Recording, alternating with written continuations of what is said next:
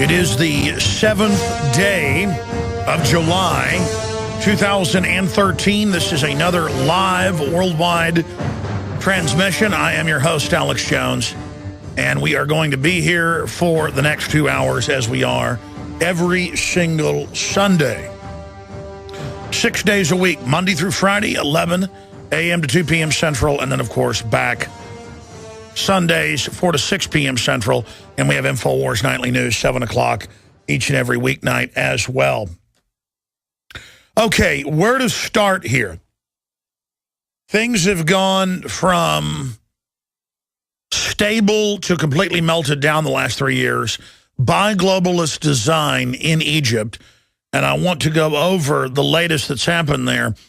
Our controlled dinosaur media keeps calling it a protest. Oh, there's some protesting. The Muslim Brotherhood is protesting the ouster of Mohammed Morsi, and the mean military has shot some of them. And I'm certainly not even taking sides here, but it is the Muslim Brotherhood and Al-Qaeda that, if you watch the actual videos pouring out of Egypt, some of them are up on Infowars.com right now. It's guys with shaved heads and beards. That's not just Muslim Brotherhood. That's Wahhabist, Saudi Arabian-backed Al-Qaeda types are grabbing secularist, but also Shiites, Alawites, anybody that can get the Christians, and throwing them off roofs, cutting their heads off, and beating their brains out. Now, warning, these videos are up on Infowars.com. Warning when you go watch them. But look, I'm told I'm having all my rights taken because of Wahhabist Al-Qaeda, and our government runs these people and won't even call them murderers. They call them protesters, and our criminal government is then criticizing the military of Egypt when they shoot these people, when they're trying. And in fact, I was watching CNN 2 nights ago, Friday night, and they're like, it's just terrible. The military just shot, dozens of people, killing several who were just protesting. So actually go to the foreign press, German press, Egyptian press, you name it. And they're not even taking sides. They report tens of thousands were trying to storm the government facilities and were trying to burn the buildings down. But by the time you see it on our news, it's, oh, there's some sweet little protesters. That's what they said about them in Libya the last few years, engaging in mass murder, premeditatedly brought in by NATO and our criminal mafia-run government. That's what they've been saying for 2.5 years in Syria. And until a year ago, they called them protesters. So I'm going to be getting into all of that. Jim Mars, who is here in town, Jim Mars, who I ran into yesterday, is going to be in studio with us to cover the waterfront, from the NSA scandals to the secret police scandals to a lot of free energy research of real technology like hydrogen that you can take right out of water that they've had for 50-plus years. Well, longer than that, but proven for more than 50 years, since the 60s. We're going to have a report from Mars, little pun there, with Jim for at least the second hour, maybe longer today. He's scheduled to get here around 4:30, so as soon as he gets here, we'll bring him in to the studio. So that's coming up as well. Obviously, we've got the 777 crashing out in San Francisco, and the aftermath of that. Trayvon Martin. We're going to get into Snowden says Western states in bed with the NSA.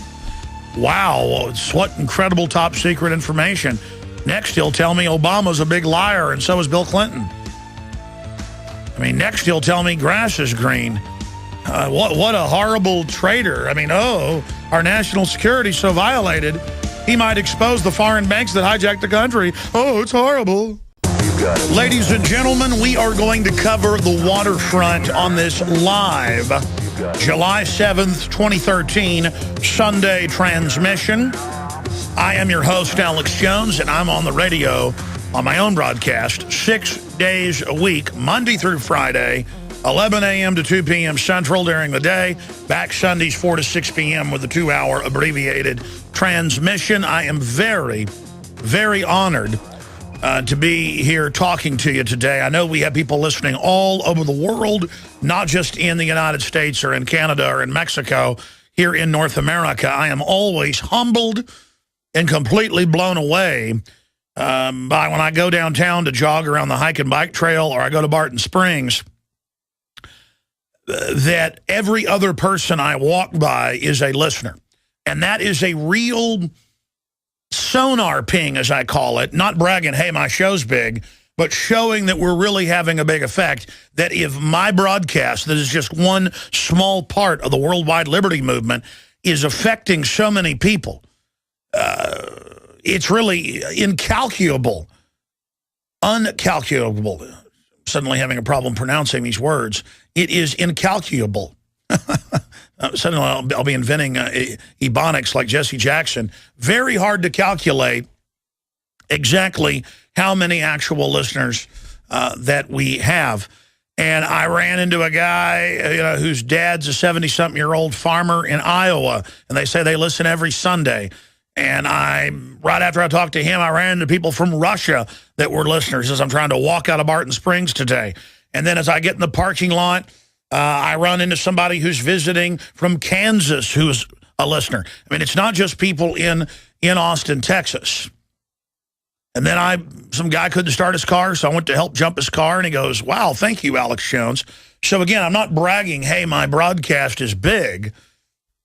I'm telling you, there's hope out there. People are really waking up.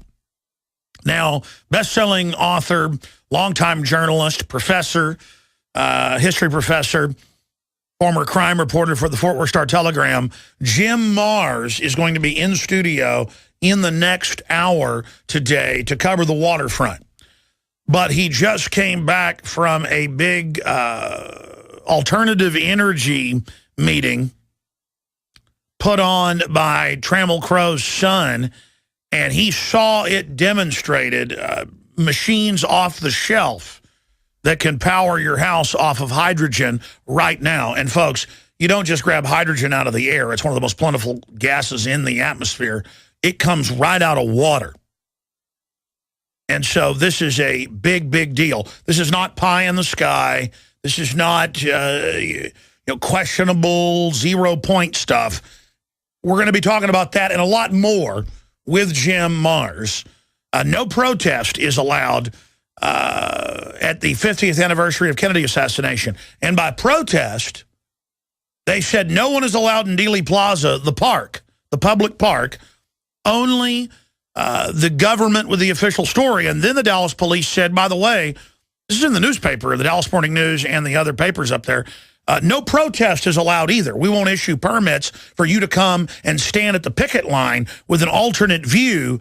We're going to shovel the official story out. This is North Korea. Well, I'm going back to my hometown where I was born for the 50th anniversary coming up.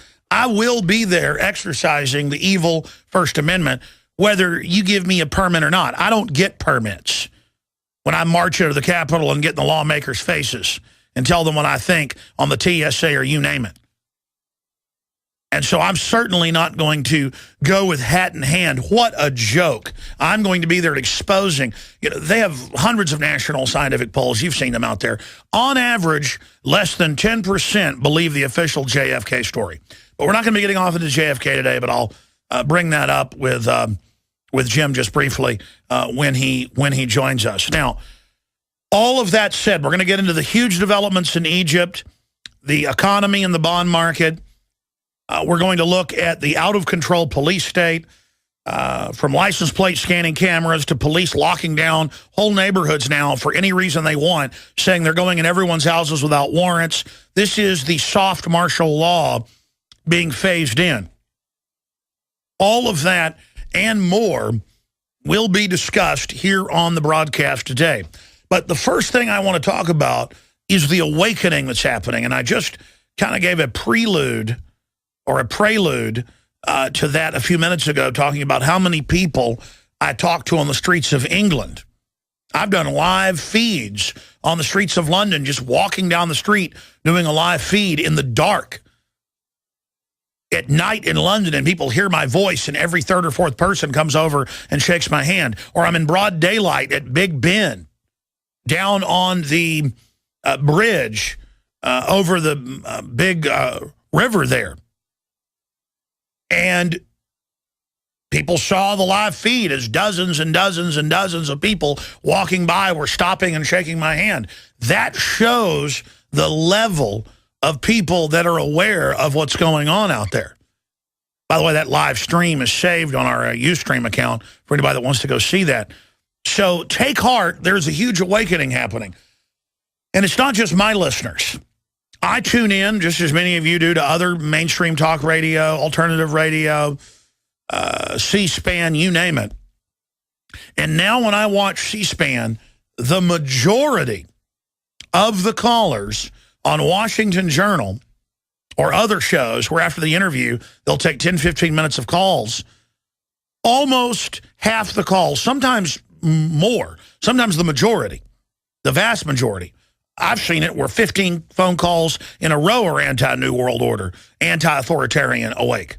But it's normally close to half call in who are informed and involved and put these corrupt politicians and bureaucrats on the hot seat on a host of issues, from Fast and Furious to open borders to our government funding Al-Qaeda to the NSA warrantless spying.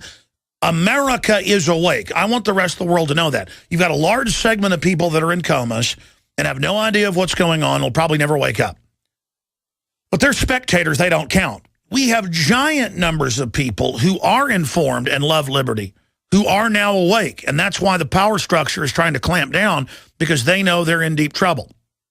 Now, that said, today I was listening to talk radio out of Dallas and heard callers across the board criticizing the power structure, both political parties, and talking about offshore banks that have taken this country over. And the show wasn't even, that I heard for 20 minutes in the car, wasn't even talking about those topics. That's all callers wanted to talk about. Then I was driving in to do this radio show in my own South Austin studios and heard our local affiliate, 590, that's in North Austin, heard the local host who's on before me take more than 10 calls in a row before I had to get out of the car and come here and get ready for the show. And every one of them said, I don't trust the government, I don't trust the police, I don't trust the system anymore. And they would all apologize and say, I'm a big Republican conservative, law and order person who used to worship the police. Listeners listening on 590 probably heard it. Every caller, I counted, it was 10 in a row. I drove over here for 20-something minutes, sat in the car for about 10 listening to it, had already gotten ready for the show at home, so I came in here like 15 minutes before airtime. So I listened to about 30 minutes of it or so, maybe 25. And every caller, even though the host, and that's their right, was kind of saying, hey, maybe the police need to be able to come in your house if they want to surveil the neighbors. Maybe that's a good thing, playing devil's advocate. And not one caller called in and agreed with it. And these people were all saying they've awoken. The government's corrupt. It's out of control. And you know what? That's true. But it doesn't mean that you can't trust the police themselves on average. It means that people understand those on top are bad. And they see the abuses. Everyone sees the arrogant, imperial behavior out of government and big corporations, and the sleeping giant that is America is awakening. Cal-Ben Soap Company can save you.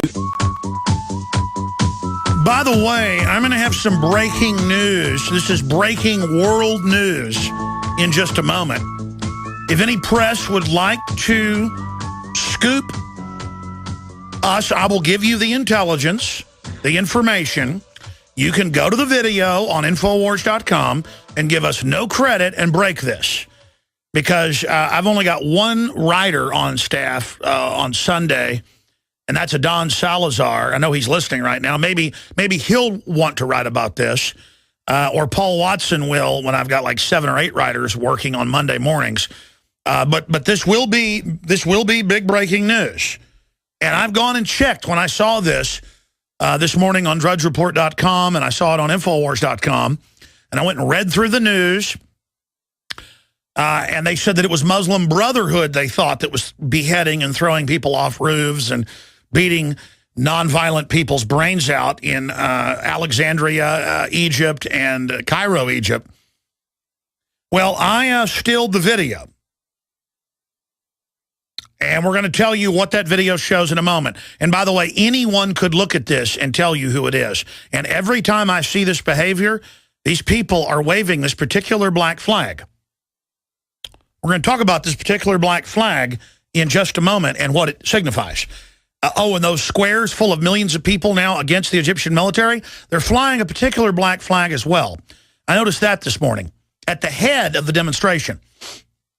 Let me just break the news right now, and then I'm going to show viewers the actual flag and video for InfoWars listeners. I'll tell you how to go to InfoWars and read the article. It's the article about protesters from the Daily Mail throw people off of a roof. It's protesting to throw them off a roof. Wow, I can go throw people I disagree with off a roof, and when the cops show up, I'll say I'm just protesting. But it's interesting. Who are those protesters? Well, they've got big beards, big black beards and shaved heads, and they're waving black flags behind them that say, in Arabic, Al-Qaeda. And you can search the Al-Qaeda flag and see bin Laden with it, and then you can compare it. It's the exact same flag. It is Al-Qaeda that our government is openly, it's not like they're part of it, and oh, there might be some Al-Qaeda in there, we're trying to, no. The group our government's trying to put in power all over the world is the real hardest of the hard Al-Qaeda. I've even seen press reports implying that the secularists are the ones killing people. That is not what's going on. We're going to break that down and show the video. Anybody can watch it, Infowars.com/show. We're streaming free video to everybody who's a radio listener. If you want to go see it. If not, you can also just go to Infowars.com. Egyptian violence, gangs throw rivals to their deaths from the top of buildings, the Daily Mirror. Other press, I saw actually had the headline about protesters throw people from rooftops. They're a special type of protester, and we're going to be going over that. But first, let me get back to what I was mentioning earlier for people. We have a Mike Adams story that went viral from naturalnews.com up on Infowars.com yesterday, titled, Militarized Police Gone Wild Across America. And it just gives examples from the last few weeks of, oh, somebody shot off fireworks, we're locking down the whole neighborhood and searching all your houses without warrants. Somebody shot guns in the air, we're locking down the whole neighborhood and calling in SWAT teams and interrogating everyone without warrants. Oh, we want to commandeer your house to see if the neighbor ever yells at his wife. We want a tactical advantage. That's like a magic word. Supposed to open your wrist up and, like, you know, feed them your life's blood if they use the word tactical. And we're supposed to get all sycophantically creamy-eyed over that. But Nevada police face rare Third Amendment lawsuit for forced commandeering of homes. And I heard the debate on the radio today here locally about, well, is it unconstitutional? Yeah, it's called the Third Amendment to the Evil Bill of Rights. And it says no soldier, that's what our police have been turned into, the paramilitary forces that have been trained that, quote, we are all insurgents. That's Washington Post headline a few weeks ago, or I guess a month ago, was the police are trained, the general public are insurgents. Well, yeah, and then they come back from Iraq and come back from Afghanistan, and they're either hired by the police force and called heroes, or they're not and then called the #1 terror threat. And I don't agree that our returning veterans are the #1 terror threat. But a lot of the unstable ones on record are actually hired into the force. No soldier shall in time of peace be quartered in any house. But that's just the Bill of Rights and what George Washington supported. I mean, that's all that radical extremist, you know. I mean, everybody knows the new American flag is a black boot being licked. It goes on, no soldier shall in time of peace be quartered in any house without the consent of the owner, nor in time of war. but in a manner to be prescribed by law. So they've got to pass an emergency law specifically saying in this area, the redcoats have taken over, so we've got to like have the military go in and fight house to house and commandeer this house or this church. Because people in Europe had always gone through this.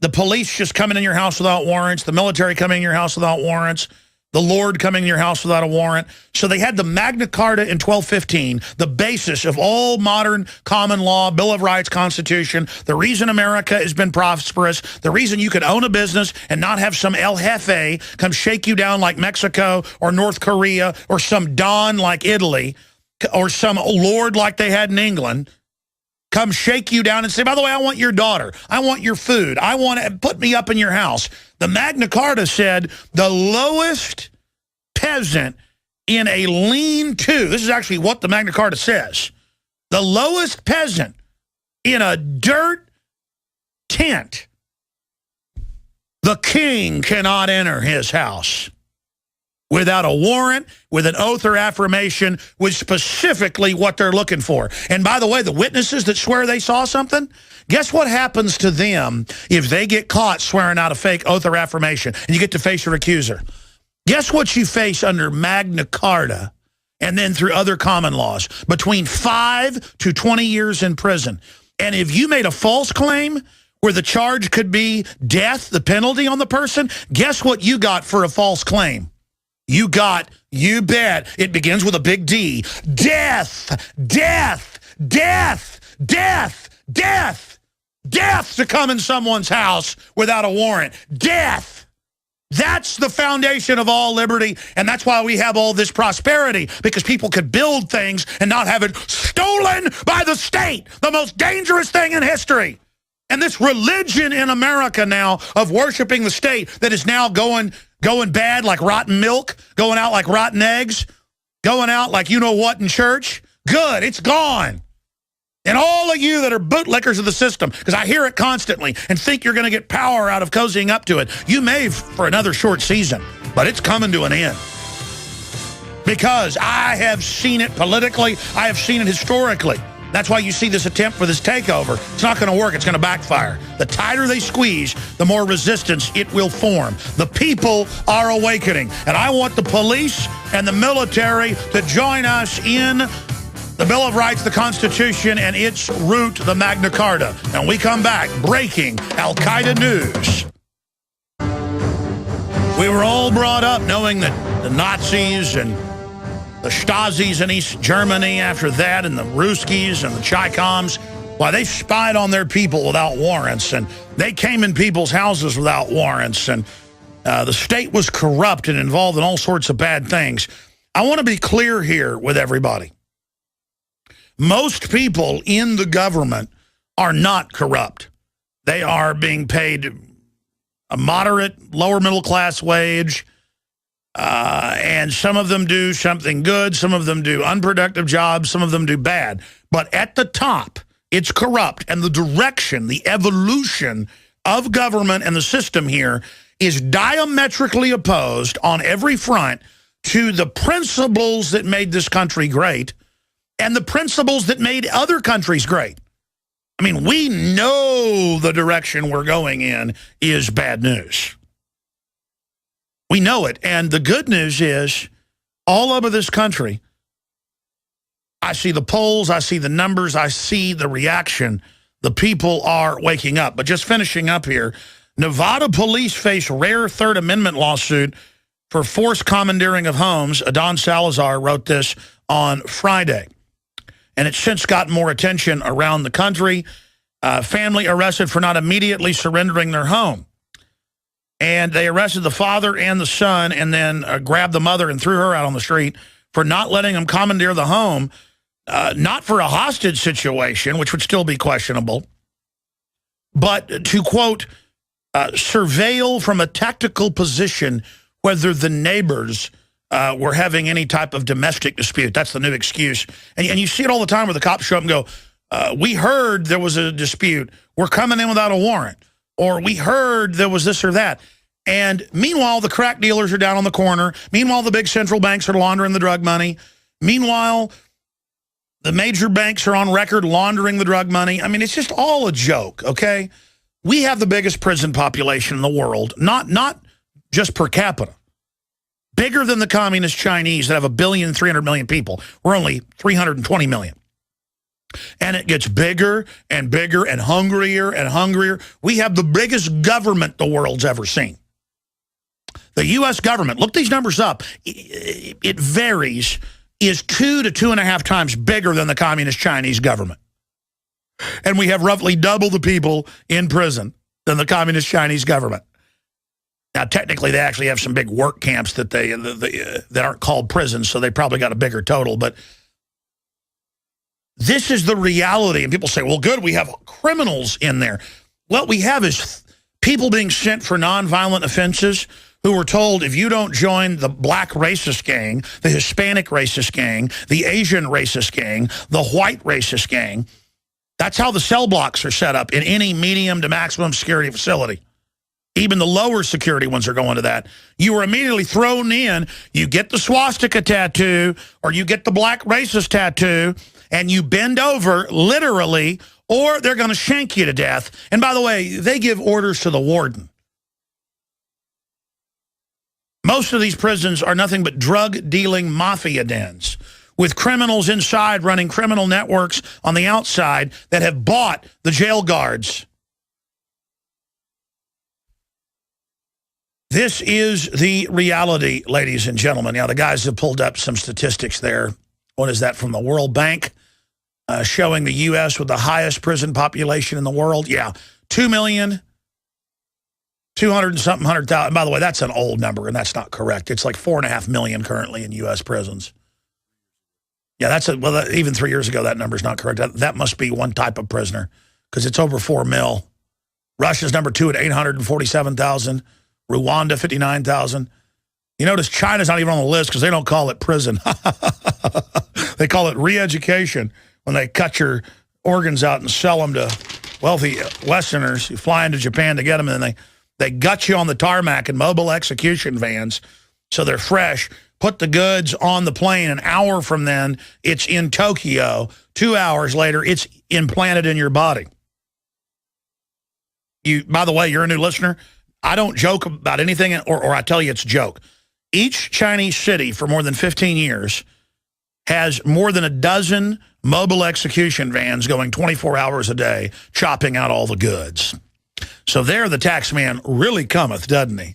And their favorite is the Falun Gong nonviolent group, is they don't eat, drink, or smoke and are so healthy, and they blood type them, and they wait.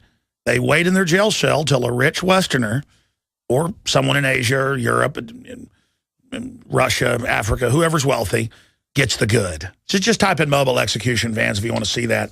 So we'll be getting to that. But first off, before Jim Mars comes in and I cover the waterfront of news with him, let me get into what's happening over in Egypt for those that don't know. They're in the eastern tip of North Africa. Africa, man.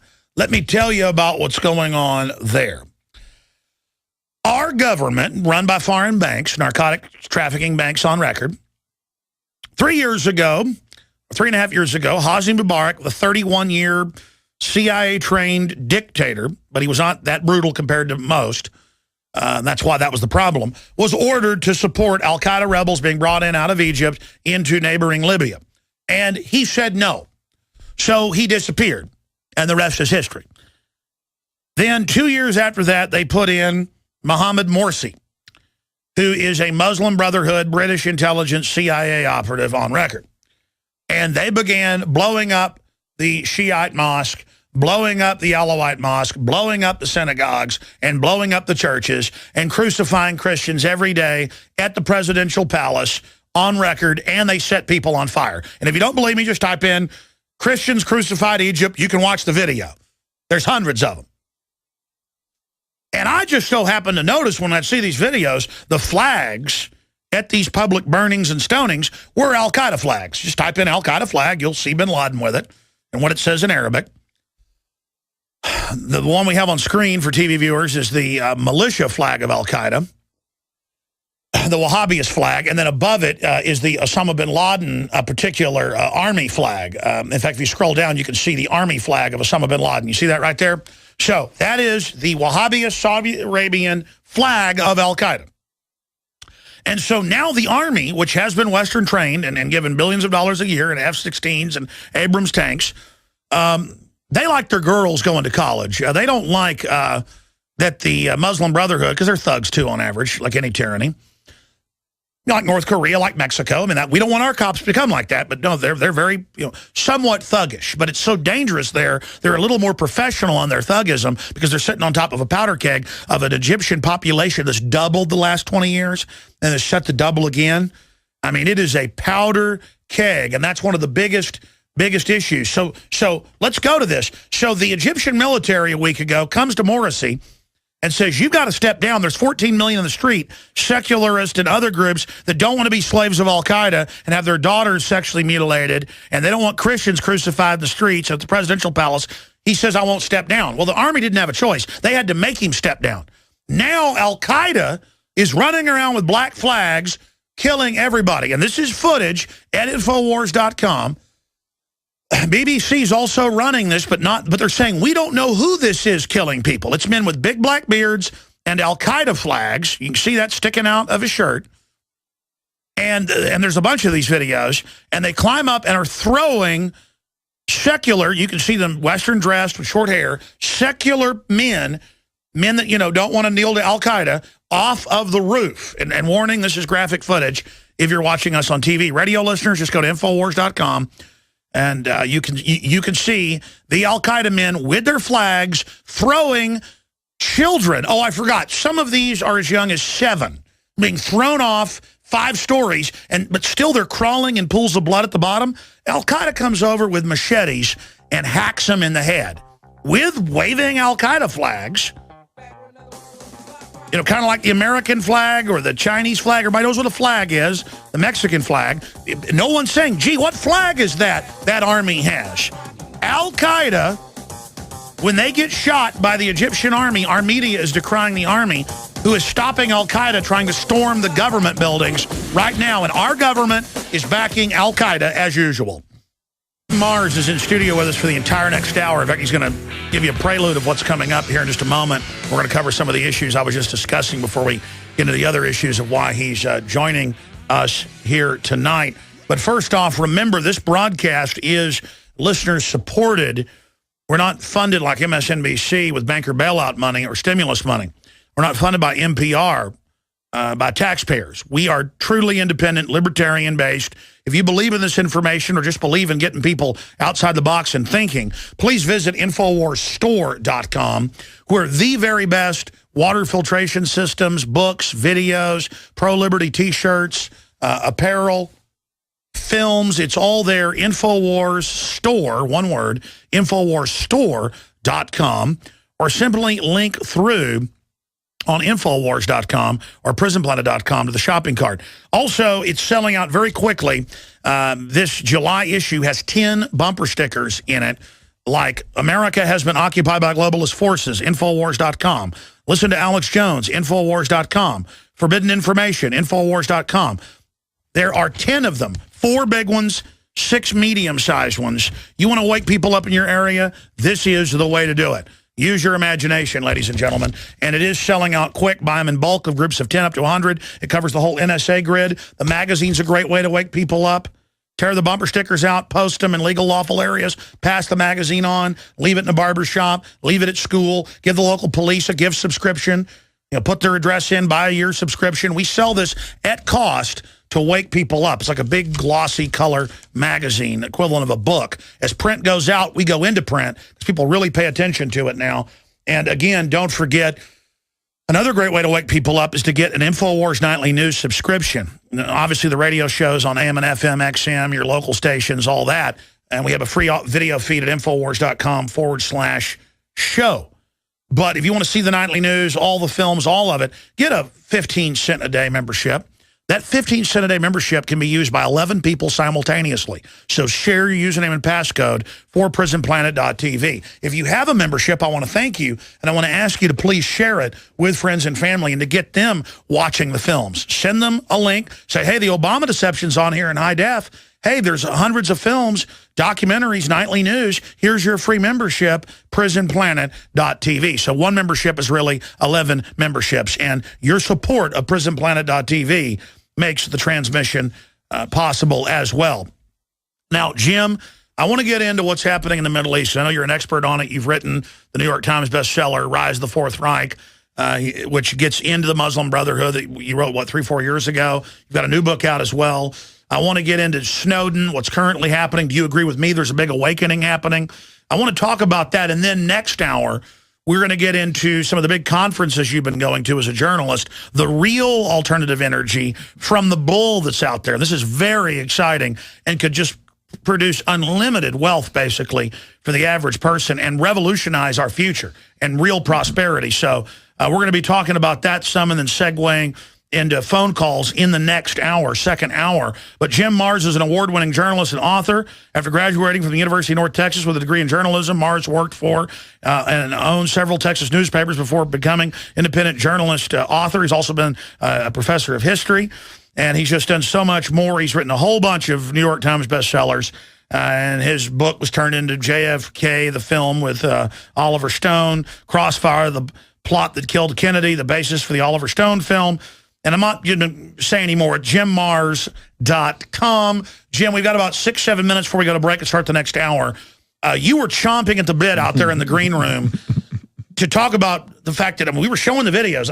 I know you could see it in the green room. These are Al-Qaeda flags, guys with big beards, throwing women and children and men, beheading them. There's a whole bunch of videos. And our media keeps saying they don't know who's doing it, when they've got their flags, and our government and NATO is backing Al-Qaeda and the Muslim Brotherhood. What is really behind that?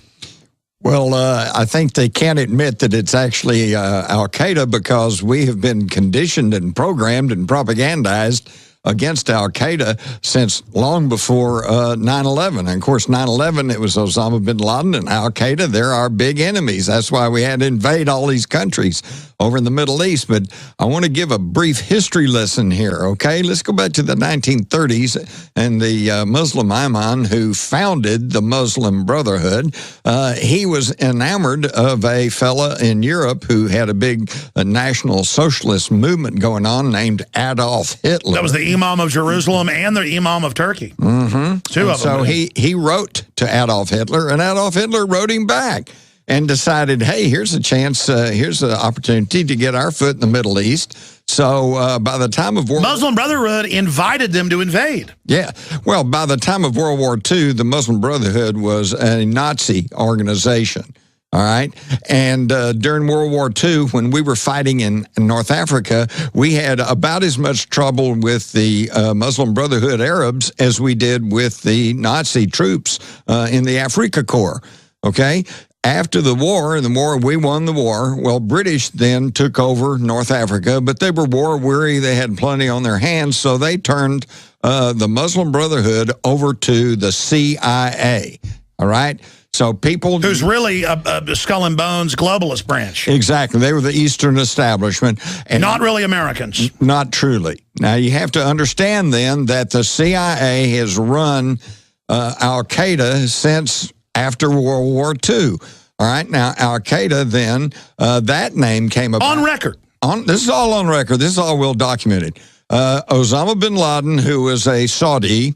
then gets, he's brought to this country under the name Tim Osman. That's declassified. This is not our opinion. This is not conspiracy theory. This is all fact.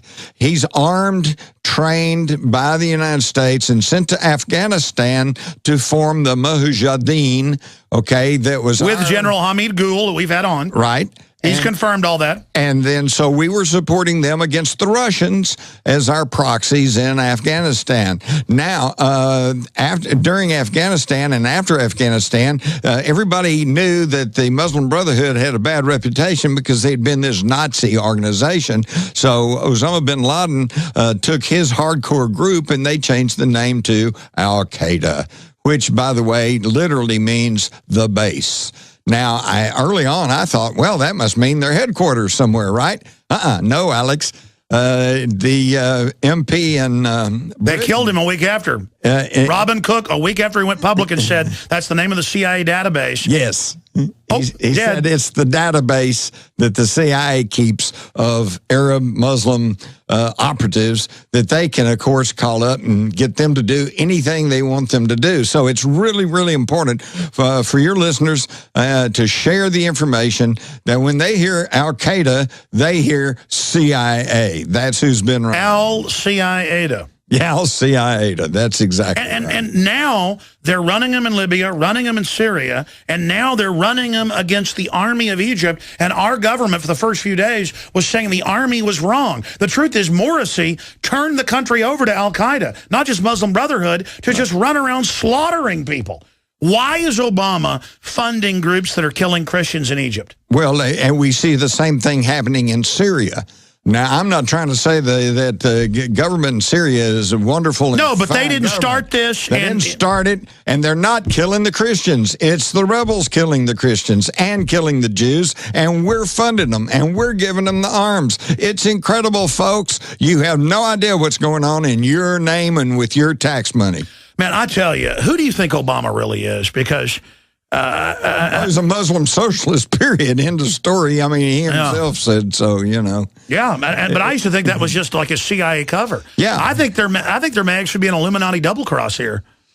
Well, the thing is... Napoleon teamed up with these guys for a while. Well, that's it. In high-level politics, you know, the alliances form and then break apart and form again. And when you get to that level, it's just whoever can benefit you. Well, here's my point. I don't want TSA acting like I'm a terrorist to look for bin Laden in my underwear or in my wife's brassiere when we all know this is a fraud. So now when I get there and they act like I've done something wrong, I go, look, you all know the government runs Al-Qaeda. And then when the customs says, do you have drugs? I go, no. You know the government ships them in. And 2 levels of customs went, yeah, we know that, to me at the airport at Dallas. It's like everyone knows this. It's like, leave me alone. I'm not part of your murdering New World Order. Stop acting like I'm guilty. I've got a bumper sticker you'd love. It says, dare to get the CIA off drugs.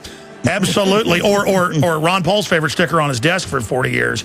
Don't steal, the government hates competition. That's exactly right. That's exactly And the point is, it's getting worse. We need to reverse this now. I mean, just look at what government's doing. We'll be back with the second hour with Jim Marrs of JimMarrs.com. I'm Alex Jones of Infowars.com. It's Sunday, the 7th of July. We're broadcasting worldwide. Tell your family to tune in now. Marrs is going to be with us for the entire second hour, and I promise to be a good boy and give the phone number out in the next segment, so in the last 2 segments of the hour, you can call in with your question for Jim. But I beg the listeners, when I give this number out that I'll do at the start of the next segment, please actually call in with a question for Jim Marrs. Because I want to, actually hear kind of the wild card angles that you'll bring up and take him to. Jim, let me ask you this question in this brief segment we've got. A, do you think there's a mass awakening happening? And B, how big is it? And C, did the system overplay its hand where it's in the mainstream news, the government launders most of the drug money and that brings the drugs in, and that private banks get the profit, and that private groups are using the NSA to spy on their enemies and blackmail people, and that the government really runs Al-Qaeda?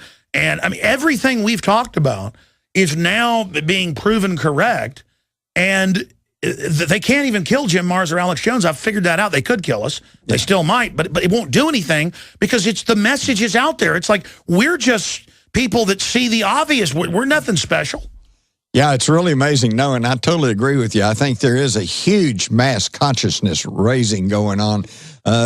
Number one, though, most people think that they're isolated because they don't hear any of this in the mainstream corporate media. All right. It's absolutely incredible. About a month ago, there were 53 cities in this country that had massive demonstrations against the genetically modified organisms of Monsanto. No coverage. And there was no coverage. That's not news, folks. That's not journalism. That is propaganda and suppression of the news. But they get news from you. They get news off the internet. There's all kinds of people out there. Yes, the consciousness is rising. But the problem is, number one, most people think that they're the only ones because they don't hear their views and the information parroted in the or mirrored in the mainstream mass media. And the second thing is they're kind of like the deer caught in the headlights. They know something's wrong. They know something's bad. They know there's a lot of stuff going on, but it's what do we do about it? What do we do about it? And it's a good question. It's a valid question because do you go vote? No, they control the vote through the voting machines. They skew the numbers. You know, almost every major vote in the last few years has always been 48 to 52, 51 to 49. It's always just within a few short That is frames. Extremely astute what you said, and I'm not just like being patronizing here, because that's what the realization I've come to myself deeply thinking on this. Most people know they're in trouble. Most people are aware something's going on, but they're never given validation by the dinosaur media that still doesn't have that many viewers or readers, but people still think it's authoritative. Even if they don't trust it, they don't see it agreeing, so they still feel small. They don't understand that if they're a Jim Marrs or Alex Jones, people recognize and come up to you. Then you realize how many people are awake. It's incredible. It absolutely is, and I travel a lot, and East Coast, West Coast, all around, you know, through the central Midwest, and there's just people everywhere. But they think they're isolated because they never see those views reflected in the corporate mass media. And then even if they do, you answer the question with the second part, what do you do? So, I want to talk with you about some solutions when we come back in general, and then the big solution. I just see so many cons out there. I know there's a lot of real stuff, but then there's also cons using it to make money with free energy, perpetual motion machines. But there's real stuff with hydrogen and other things that really are the answer to everything. Right. Because if we have enough wealth and enough energy and end artificial scarcity, it's over. I want to see that happen. And you've been doing some deep research. Absolutely. You mentioned hydrogen. Just stop and think about this. What is the most plentiful element in the world? Hydrogen. Hydrogen. Why is that? Because the world is predominantly water. And what's water? H2O, 2 parts hydrogen, 1 part oxygen. There's more hydrogen than there is Well, that's oxygen. why in the film, which is based on science, that you said last night you haven't seen, that you should go see, the one with Tom Cruise that just came out, Oblivion. That's what the ships they're taking away as our water for a hydrogen jump. But stay there. We're going to get into real science with the one, the only Jim Marrs straight ahead. We are live, ladies and gentlemen. Toll-free number to join us. Your specific questions for best-selling author Jim Marrs that's in studio with us. The toll-free number to get involved on this live July 7th Sunday transmission is 877-789-ALEX. 877-789-2539. Your call's coming up at the bottom of the hour. Well, joining us from the countryside outside DFW is Jim Marrs, now in studio with us. JimMarrs.com is another New York Times top 10 bestseller.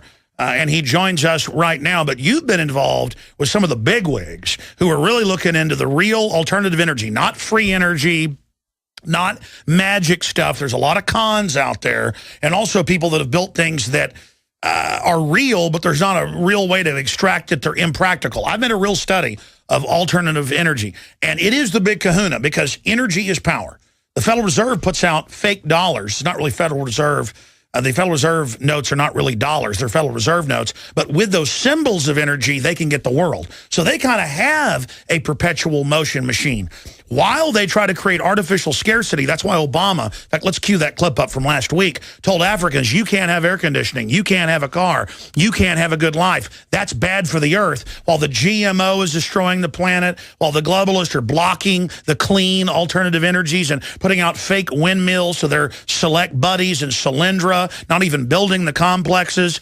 Meanwhile, there are real solutions in energy, and you have been doing research into this. This is mainline technology around for a long time that's ready to be deployed right now. But as you told me last night, and I've seen this in the news, any company that tries to really put this out, the directors commit suicide. They get Arkansided very, very, very, very quickly. They fall down and hit their head or go close the garage door and turn on the car. Jim Marrs, break down the true cutting edge and what could revolutionize everything. People want solutions. Here it is. Okay, well, this goes all the way back. Let's go back to the turn of the 20th century, and Rudolf Diesel invented a diesel engine that he originally designed to run on organic matter. Okay, you remember the Back to the Future movie, and they put banana peels and I don't know, coffee grounds and stuff in the little fusion thing to run the time machine. He built a diesel to run on organic matter. But that would have interfered with the petroleum-based industry. So what happened to Rudolf Diesel? Gee, it was terrible. He fell overboard crossing the English Channel. Too bad. And that goes all the way back. We don't have the time, but I could sit here and give you at least a dozen examples, some of which I had direct personal experience with. The FBI on record raided Tesla's laboratory. Oh, yeah, Tesla. You know, they burned his laboratory down. There's things going on right now today. Some years back, there was a kid up in the Northwest who said, I've developed a carburetor that'll get 100 miles on 1 gallon of gas. And he got reporters. He drove them 100 miles. They checked it out. They made sure there wasn't some trick to it. It was legit. What happened to that? It's gone. Again, by the way, I've seen magazines in the 60s and stuff, General Motors and Ford, with carburetors with 75 miles to the gallon, cars that go 150 miles an hour. And you tell me the Japanese today can't do that? Well, the Germans are making a Volkswagen over in Europe right now that's getting 56, 60 miles to the gallon. But you can't buy it in the United States, okay? And why is that? Okay, because the elite, the very people you're always preaching about, these people have a monopoly based on petroleum. All right, it's that simple. And anything that comes up that's going to threaten that, they buy it up. If they don't buy it up, then they just and they're going to try to use on record the shortage of it in the next 50 years because they're going to artificially make it scarce to take control of the entire human civilization. And that is wrong. Well, most people truly believe today that the reason we fought in Iraq, Afghanistan, Syria, all these countries, and Egypt is because we're trying to get their oil. Well, we don't need oil. We don't need oil. Well, Leslie Clark declassified that actually illegally. I mean, he admitted he was in the Pentagon and saw the plan to not let those countries sell the oil to create artificial scarcity. Saddam's crime was overpumping. Exactly. In fact, see, people don't realize that. I hear people all the time say, well, we invaded Iraq because we wanted to steal their oil. Let me tell you something, folks. We were only getting 16% of our imported oil from Iraq prior to our invasion. And once we invaded, then they set some of the oil fields on fire. There was fighting going on. We didn't even get that much. They cut down the amount of oil we were getting from Iraq. People don't get artificial scarcity. Nah, wake up. The oil companies are capping oil fields all over the U.S. The biggest oil reserve in the United States is, and if anybody remembers their history, which they don't, you may recall that the biggest scandal early in the 20th century was the Teapot Dome scandal. That's where the government was selling off drilling rights to the naval oil reserves out in California, Teapot Dome, and it caused a huge scandal. And, you know, those fields have still not been And guess who controls that today? Al Gore, Mr. Anti-Oil, Occidental Petroleum. Mr. Carbon Tax Man. You know, he's one of the biggest oil men in the world. Now let's expand on this. Because actually, big oil is actually what's financing the carbon tax to shut down coal, their competition, which would make energy cheap again. Right. Right, exactly. And then all they can talk about is nuclear power. It's so safe and efficient that... Which is another insider deal that's horrible. And we're about to kill ourselves. The Pacific is getting irradiated. They're telling you don't eat fish. 91% of reactors are leaking worldwide. But I mean, let's get into that. Talk about hydrogen alone. Yeah. Get into solutions. Hydrogen is the way to go. I met a fellow here just the other day who had been an engineer, and he lives in New Jersey, out in the kind of the countryside.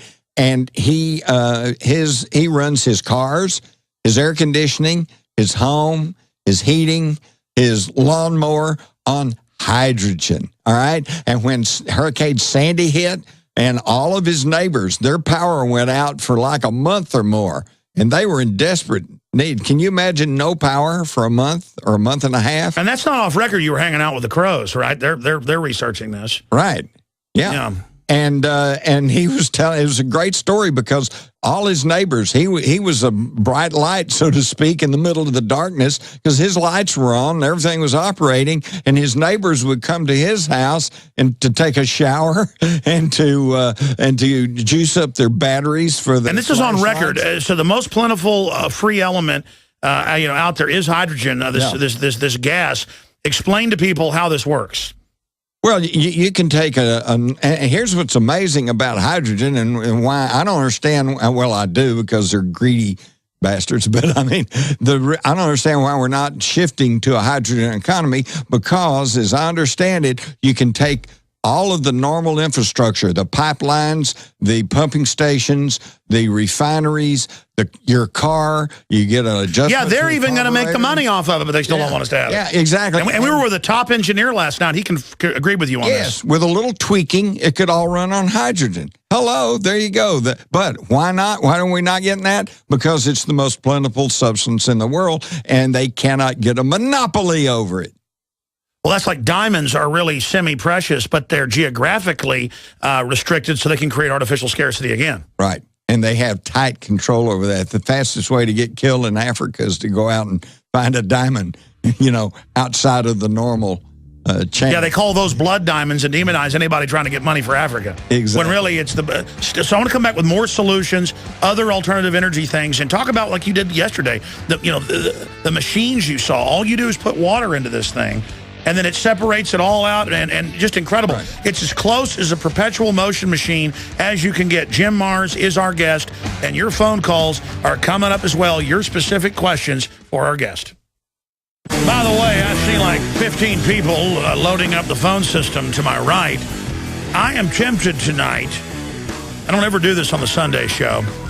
I do it on the weekday show quite often to go into overdrive, which will be on the internet streams, the video streams at Infowars.com/show only at the end of this broadcast in T-minus 40 minutes to extend the broadcast, but we'll see what happens. Jim, you are just going a mile a minute off air about, as an investigator, as a journalist, all of these alternate energies. And again, we were having dinner last night with a very well-known engineer who's worked in the Apollo program, but after that in petroleum engineering. You name it, he's done it. And he was absolutely, and the fact that they knew 30 years ago they could have the streets be solar glass and power everything off that. I mean, they are, just like they had light bulbs, famous light bulbs in San Francisco, but there's one in Dallas too, or is it? I remember hearing about when I was a kid at the fire station that was like 80 years old. Now it must be 100. There was one at the Palace Theater that was burning until they finally tore it down. It had been burning since 1895 or so light bulbs that go for 100 years, why do they burn out fast now? It's planned obsolescence. That's admitted. The public doesn't know that. Everything's gamed. So get into it. Solar, all of it. Well, it's all mindset. There is no problem with technology. I'm here to tell you, just with absolutely no fear of contradiction, that there is off-the-shelf technology that can solve all of our energy problems overnight. It's not technology, it's the mental thing. Now, here's a classic example. About 30 years ago, I was interviewing an energy expert, and I'd gotten real fired up on solar energy, and I said, well, what about solar energy? We draw energy from the sun. If sun burns out, we're all in trouble anyway. And he goes, well, that's really a good idea. He says, but that's 20 years in the future. Okay, hey, folks, it's 20 years. Here we are, and we still don't have it. Why? Because, listen, here is the problem in their thinking, in their training, and their conditioning. He said, do you realize it would take solar panels covering the entire state of Arizona to provide enough electricity to power the city of Los Angeles? And I went, oh, whoa, yeah, I guess so. Well, I went off and I thought about that, and he's right. But where's the flaw in his thinking? Central generation. He can only think in terms of generating enough electricity centrally and then piping it to L.A. Where you lose most of it. Yeah, and you lose most of it in the transmission. Same thing with the with wind farms far away. It works to have it at your house, right? Like the old windmill, but not 500 miles away. So what if everybody in Los Angeles put solar panels on their roof? Whoa, then you power the city of Los Angeles and everybody's got their own power. And why don't we have that? Because they hadn't figured out how to make a cloud come and hang over your house if you don't pay your electric bill. Absolutely. Monopoly. Well, it's also come out in the news that if you try to hook it up on your house yourself off the grid, they won't come inspect it. They won't authorize in most cities. But they'll subsidize it and pay for part of it with taxpayer money if you hook it up and let them run it and it feeds the grid. Right. Well, now, that's an interesting thing, too, and I've lived through all this and watched it happen. When it first came out about people, whether it's solar, wind generation, whatever, providing their own juice, the power companies were all opposed to it, okay? But then it came in anyway, and then they passed laws saying if you are producing individually enough juice that you can put it back into the power system, they have to buy it back from you, okay? Now, you'd think, ooh, wait a minute. Sounds good, but it means you get an inspection. Now they're running you. Well, number one, they can come on your property. They come and inspect you. But here's the thing. Now they're all for it because under the law, yes, they have to buy back your excess electricity, but they get to buy it back at a cheaper price than what they're paying normally. And then some people, exactly. So it's creating a monopoly for them again of a lower price. But they're making money on it, so it's okay. Exactly, but the people say, well, aren't you for Obama then? He's giving tens of billions of taxpayer money a year to this. So did Spain. It bankrupted him. It's given to select insiders. He gave it to his buddies, and they went broke. They don't even open a building up. They just take the money and run. Exactly. Or they build windmills 500 miles away on record that break and don't even work and kill the birds. And that's because chances are, if you looked way into their portfolio, you'd find that actually they're heavily invested in oil and gas. Well, no, it turns out you're right. You know, again, BP is the biggest funder of all this and the biggest funder of carbon taxes. Right. They're the group that gives most of the money to fund Bilderberg as a charity. Look it up. Okay, you mentioned BP is running the clean energy movement so they can kill it. Exactly, and I just ran into some wonderful folks from California who had been getting some help, quote, help from Shell to develop hydrogen, all right? And then they finally realized that they weren't getting anywhere.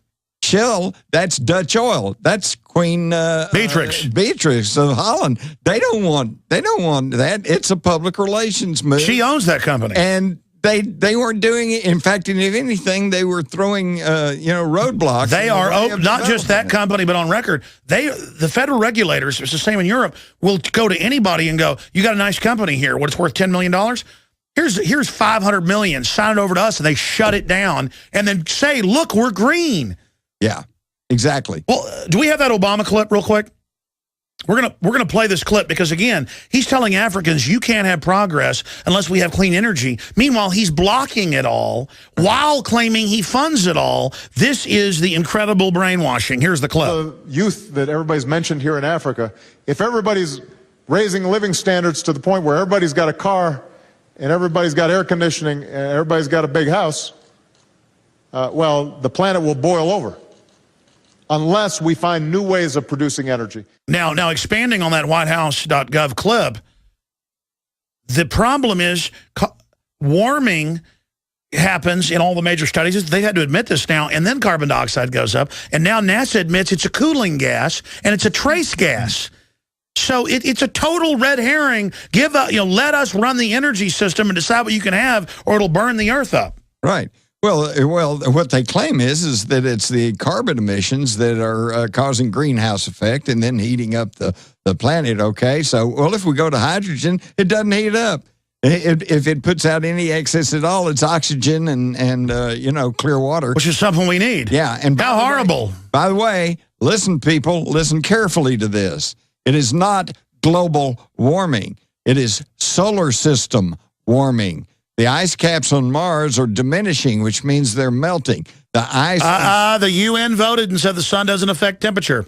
But the ice on some of the moons of Jupiter is melting. But I'm being sarcastic. I mean, they voted and said the sun doesn't affect us. The sun is everything. Well, they used to tell us the world was flat.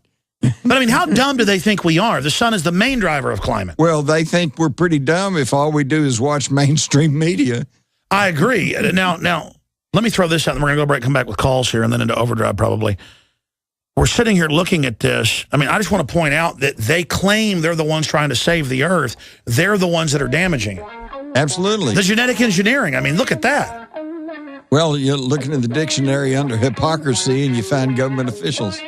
I mean, there it is. They're in the pocket of the vested interest, which means the oil companies. We're going to take questions, but you were the longtime Fort Worth Star-Telegram head police reporter. And I'm going to get your take on how police have changed when we come back with Jim Mars. I'm Alex Jones. All right, your phone calls are coming up on this live Sunday transmission. Don't forget, I'll be back weeknights, 7 o'clock Central with InfoWars Nightly News and the daytime radio show, 11 a.m. to 2 p.m. Central. That's 12 noon to 3 p.m. Eastern. Find all the show listings, info, free iPhone, Droid apps, the podcast, 600+ thousand downloads a day, all of it at Infowars.com/show. And please spread the word about the broadcast. Our goal is to reach more people. Our goal is to have a new enlightenment, a new renaissance, and you are the key to that. You're not part of that. You are the resistance. You are the heart of that. Jim Mars, I want to go to calls. I don't want to hog you. We'll probably do some overdrive here, commercial-free, for Internet-only listeners here in about 30 minutes when the main transmission ends. But I wanted to ask you to repeat what you were saying off-air about 30 minutes ago when I was talking about the police going wild and, you know, commandeering half of Boston and treating everybody like terrorists. And now somebody shot fireworks off. We're going to lock down a neighborhood and search your houses without warrants and ask a cop a question, they taser you. Or the imperiousness and how the government, with its RAND Corporation Domestic Stabilization Force, has really federalized police. I mean, you worked for a long time. You knew Jack Ruby.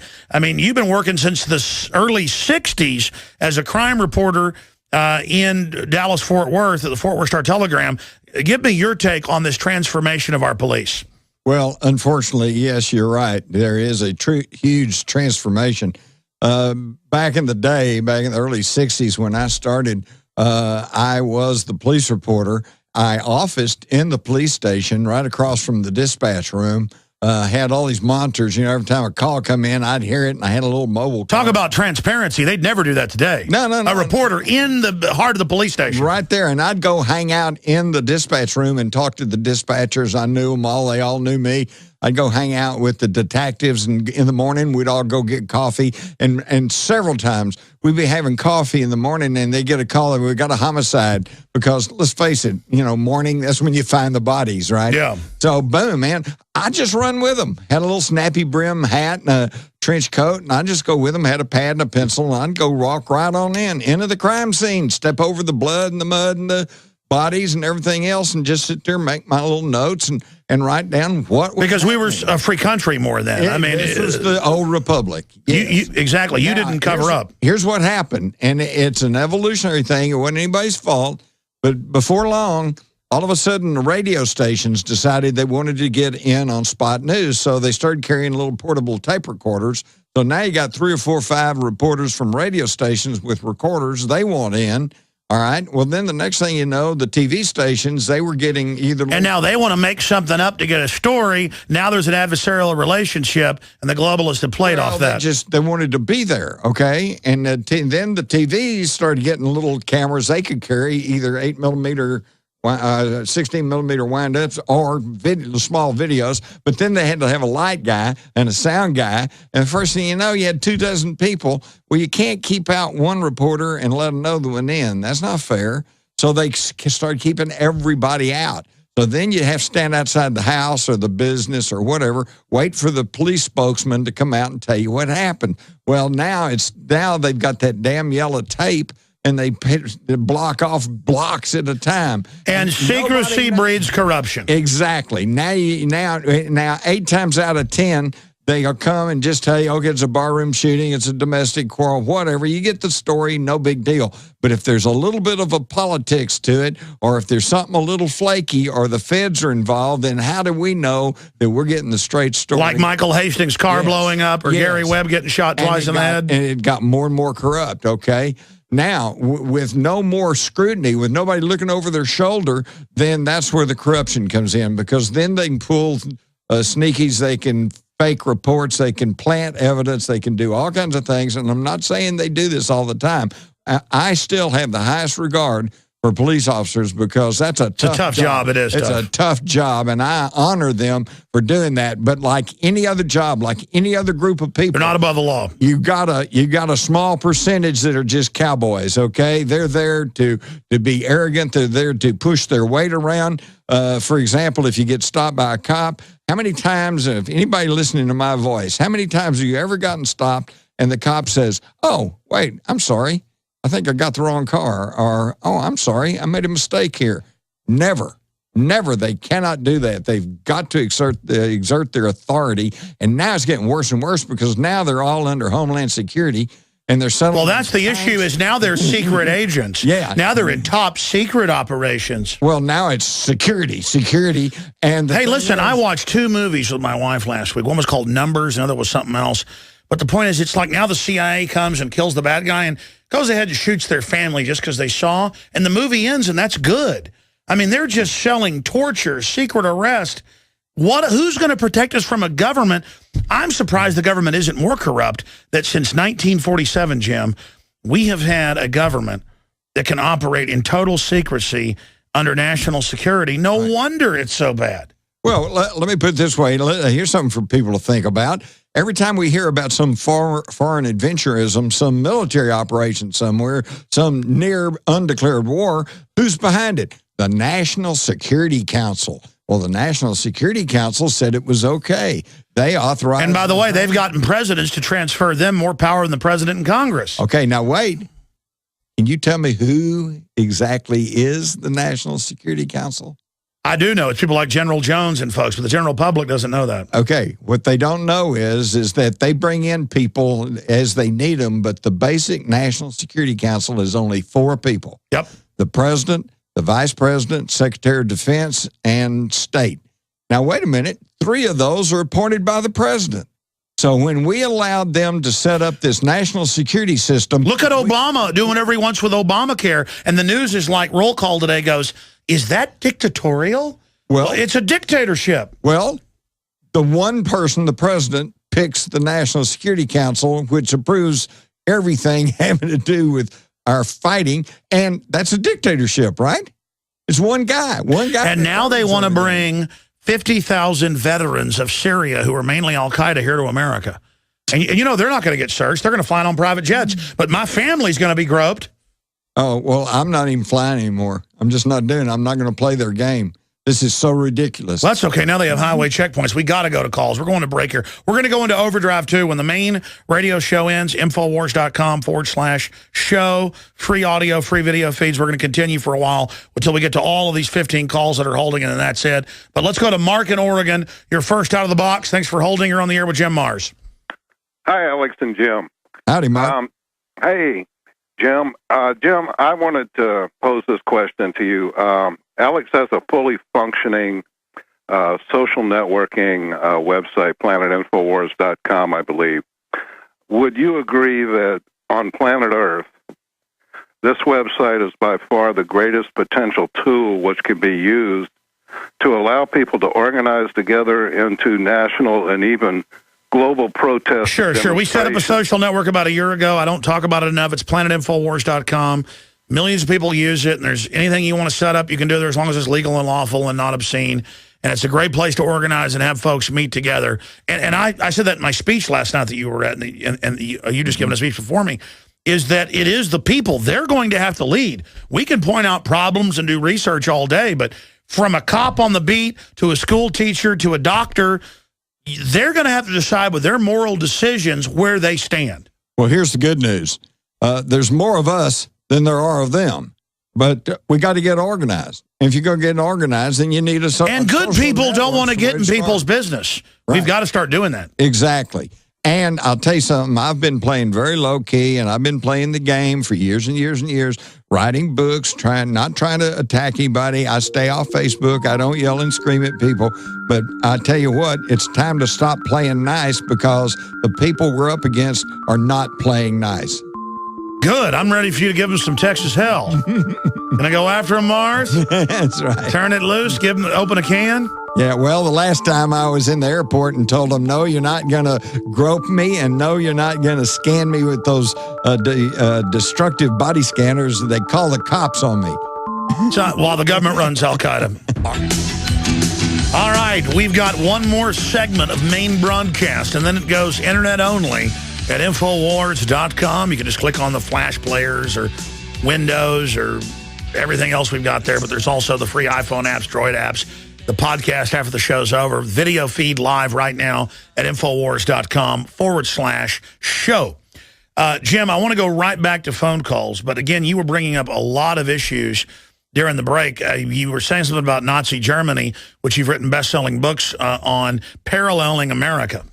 Oh, absolutely. No, the only point I was going to make is that the Nazis, at the height of their power and arrogance, middle of World War II, they did not, and I'm sure never even contemplated, stopping Germans on the street or at a public place and saying, we're going to grope your genitals and we're going to put our hands in your pants.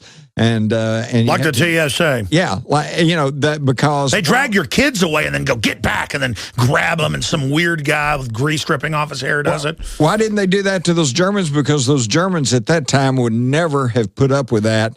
But we do. Nobody puts up with what Americans put up with. I know, and it's sad for me. They laugh at us. Israel, probably one of the most security conscious countries in the whole world, they don't do that. They don't touch. No, they actually profile. I know. It's incredible. Oh, one other thing, too, about the police, the changes that I noticed. When I started back in the 60s working for police, if for some reason the FBI showed up, they came with their hat in their hand. Would you like us to help you? We'd be glad to give you some help if you'd like. And, of course, the local police, man, J. Edgar Hoover, the FBI, holy cow, yeah, please, help us out. Now cops roll over like a dog, pee on themselves. Well, it all happened on my watch. Just over the period of about 10 years there, it went from, hey, can we help you, to, well, we're here to help, to get out of the way, we're with the federal government. To roll out a red carpet and kiss my patoot. Yeah. I mean, usually have a dog rolls over and I mean, that's And so I think my message is to all the police officers out there and deputy sheriffs and law enforcement people, listen, you do not have to cave in to the FBI and the feds. Yeah, stop groveling. Why do we even have states? Exactly. They are run by corrupt people. You're the people that's supposed to be protecting the public. Okay. And the federal government has been totally taken over by globalists. Well, serve and protect the people. Protect us from them. Okay. Jim Marrs is our guest. We got to go to calls right now. Let's talk to Curtis in Tennessee. You're on the air. Go ahead. Yes. Hello, Alex. Mr. Marrs. Alex, I need information. I got two things to ask. Information about the smart meter. You had a lady on the show about 3 or 4 weeks ago that they got the victory on the smart meter in a small town in Texas. Yes, sir. I'm pretty sure the city council and the lady here in Memphis, we like try to get a hold of the lady to talk to her. They'll give her a trip here to educate the people here because they're talking about getting it here. Well, let me tell you this. I forget the name of the lady in Texas that's gotten it kicked out in like 30 counties last time I checked. New York Times reported it. Guys can type in for me something like Texas woman defeats smart meters. But the big issue is even the Washington Post and AP just last week reported that the smart meters are going to control your refrigerator, your whole house. So that's on record. So it's not just what we're doing here in Texas. These smart meters are loaded up with other spy tech that basically jack into everything in your house and then surveil you. And that's not Alex Jones saying that. That's General Petraeus, former head of the CIA, last year at a Wired magazine conference, bragged and said, quote, your dishwasher is washing and listening to you. That's the Wired magazine headline, Jim. Yeah, well, as I understand it, with these smart meters, under the old meters, that when you turn something on, then the meter starts because you're using electricity. Under the smart meters, they kind of keep a certain level going. So the bottom line, that's a whole other area. It's been proven all over the news that they double and triple bills. They rip you off with these. It's smart, all right. Smart at raping you. That's right. Your electric bill is going to go up. Period. Plus, and don't believe us. Watch it happen. Yeah. Go study it for yourself.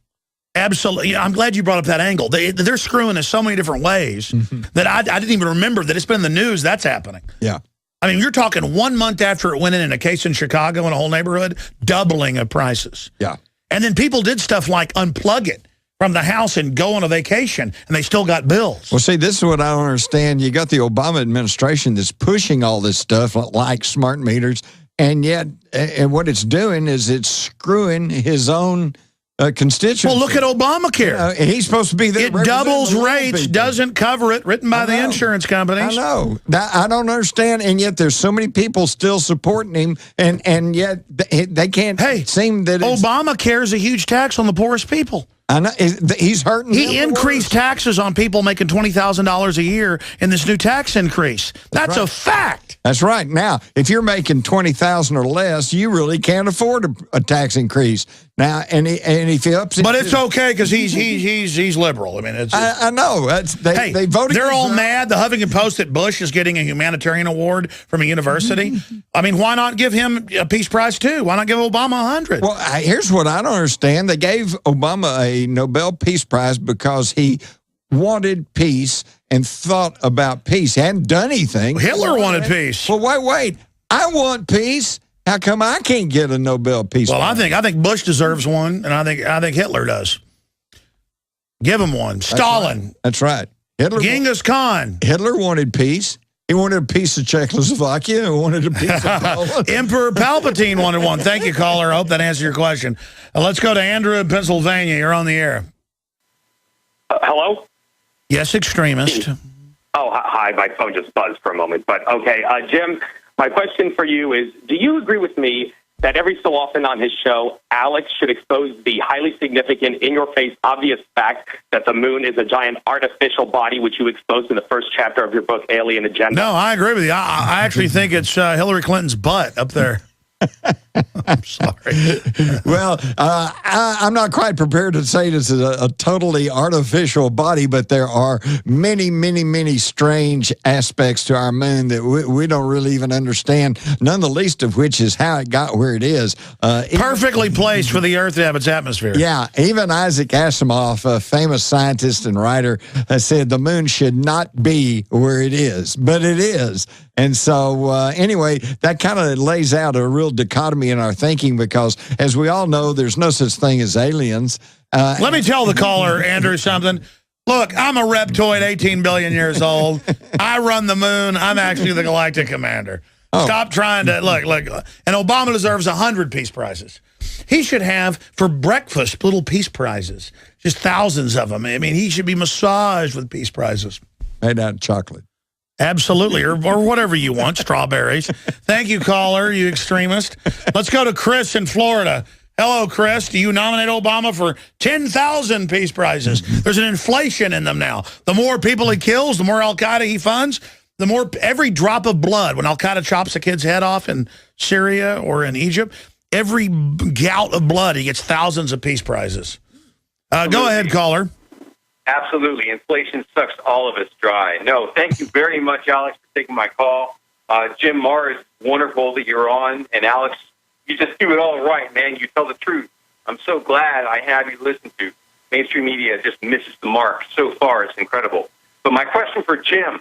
Jim, okay, I am working in the alternative energy research market. How does that market, how does my company get funded? We need a chunk of change. Well, you make it. Well, let me tell you how you do it. You make a contribution to the crime syndicate of the Chicago Mafia or Obama, and then they're saying for a $10,000 donation, you get $1 million back.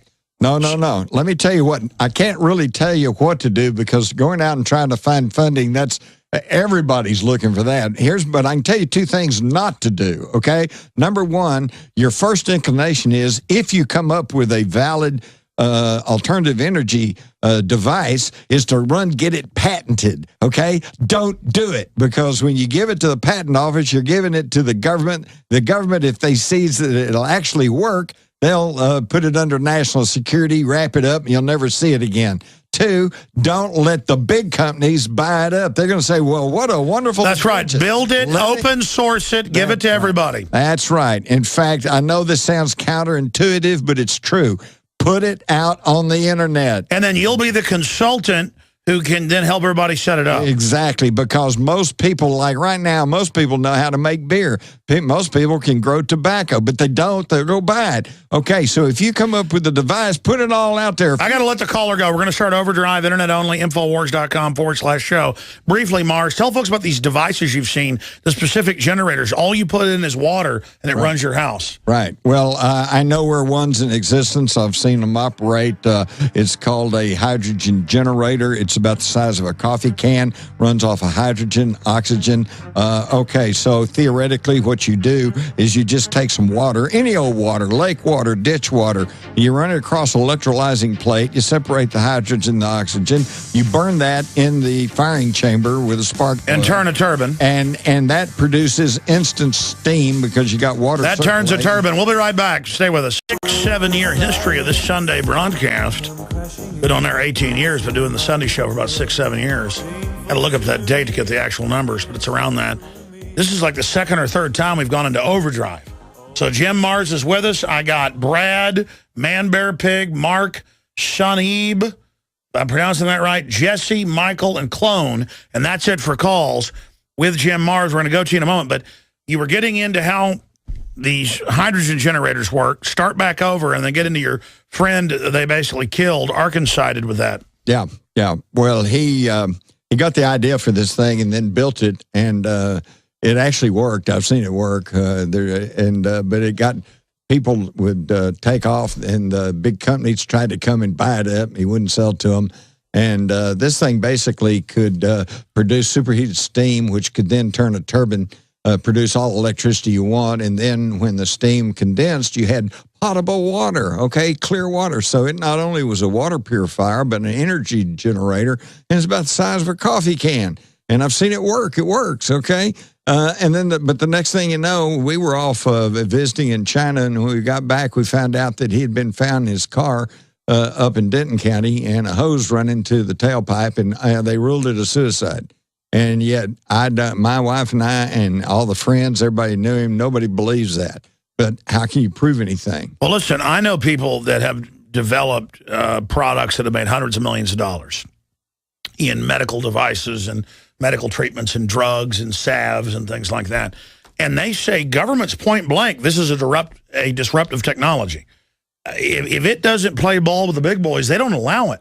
Right. Or the big boys will buy it and just warehouse it. Right. I guess the analogy or the parable or the allegory would be at the end of Raiders of the Lost Ark, that warehouse just full of all those boxes of other secret things. All right, here's another one. When I was working for the newspaper, I covered this story where Western Electric, which was the R&D facility for Bell Telephone at the time, had developed, again, a little coffee can type device that was a solar collector generator. And, every time your phone rings, it uses just a little, the old telephones, it took a little bit of juice to ring the bell, right? So, but over a year, and with all the telephones, that was millions of dollars in electricity that it was costing the phone companies. So they came up with this little solar collector generator, and they were going to put it on the telephone poles of all the neighborhoods, and they'd collect a little bit of sunlight energy, hold it, and then ring the telephones. It was going to save them millions, okay? Well, the problem is, just as they got ready to patent it, somebody realized, now, wait a minute, if we put this out, somebody's going to get hold of one, they'll take it apart, they'll figure out how to make a solar collector generator, they'll make a bigger one, they can run their house and have their own independent electricity, so they shelved it. Put it back in her closet. Last night, the video's up at Infowars.com. Raymond Teague, who was one of the head Apollo engineers, he's on the TV shows, the photos, he's there. He said a lot off record we can't repeat. Why do they tell me this stuff? Unfortunately. Unfortunately, but as journalists, we wear those hats. We can't. I'm mainly a commentator, but I wear the journalist hat, so I never tell, never kiss and tell. Learned that with the cheerleaders very quickly when I was about 15. But but the point is that I never kiss and tell. But what he did tell us is on record about when he was working at RCA in between the Apollo program, Skylab, and then he went on to the shuttle program. What they admitted. Tell folks about that. Oh, well, they've had anti-gravity, and he saw one they'd put out in the company newsletter, as I recall. And yeah, showed the guy floating around on it, the engineer. They said, yeah, we've developed anti-gravity. And You've got that clip, right? Aren't you going to show that? Well, it's up on the side, but the point is, it's just wild. Raymond's a real guy. I mean, Well, and he's telling us this. And this isn't just one story from one guy out of there. In my book, The Rise of the Fourth Reich, I believe, I detailed how that right after World War II, there was a series of articles by William Lear, the guy who invented the Learjet, and by several other very reputable people, and they were all talking about anti-gravity, and that was the next thing, and it was going to be, and then it all went dark. That was the end of that. And today they have got it so suppressed that if you go talk to an aeronautical engineer and start talking about anti-gravity, he'll laugh at you and run out of the room because they say it doesn't exist. Back in the late 80s, they had it. They did the Hans and Fleischmann or whatever it was, 0-point energy. Oh, it was a mayonnaise jar. Turned out that test actually worked. Now, it wasn't really very feasible to transfer the power, and it didn't create a lot of power, but the point is it was a real test. Hundreds of universities have now done similar things and proven it. Right. But since that hoax happened, or they claimed it was a hoax, no coverage. Right. No coverage. Now, briefly, and then I'm going to these calls. I promise, callers. Get into deals. For those that don't know, it's been declassified that they made a deal for most of the Iraqi military to stand down in 1991. They made a deal in 2003 for over 90% to stand down. They were trained here in the U.S. That's on record. Saddam was CIA. That's declassified. For those that don't know, he'd gone rogue, so he was definitely an adversary, but that's how infiltrated it was. The Germans were able to take France in 2 weeks because, again, the majority of their general staff stood down to become the new dictators, the Vichy French. They moved from Paris to Vichy to run the whole country. That's why they stood down. It's the same thing. Deals are made.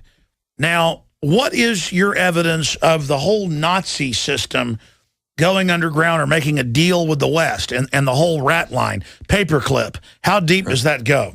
That goes way, way deep. I'm going to have to make this short and brief, but you're going to have to do your own homework. But read my book, The Rise of the Fourth Reich. Basically, the story is this. We know the Germans were working on an atomic bomb, but the official history says, but they weren't able to make one. But yes, they were. They may have even set off some tactical nukes on the Eastern Front. But Stalin couldn't admit to that because he was having problems enough keeping his people in the war anyway. All right, so Germany had the atomic bomb. Whoops, they did. How come they didn't use one? Okay, very simple, because by the time they had one that was operational and that they could use, it was towards the end. The Russians were closing in from the east. The Allies were closing in from the west. And the key thing, a couple of key things, they did not have a reliable delivery system. They had a 3-stage rocket called the New York rocket, if that'll tell you what their plan was. But it was unreliable. They didn't have a guidance system that was that adequate. They had a huge base in Norway with these 6-engine bombers, and they were waiting to go on the New York mission. Which they then put in Captain America, the first episode, with the Red Skull. See, they take real stuff and then make it a movie. And make it a movie so that if it comes up, people go, oh, well, you just saw that in the movie. But anyway, all right, But you wrote about this before that came out. Oh, yeah. And I have a copy of the 1942 Luftwaffe blast study of an atomic bomb on Manhattan Island. That's what they were doing. So why didn't they do it? Okay, simple. The war was almost over. We were closing in.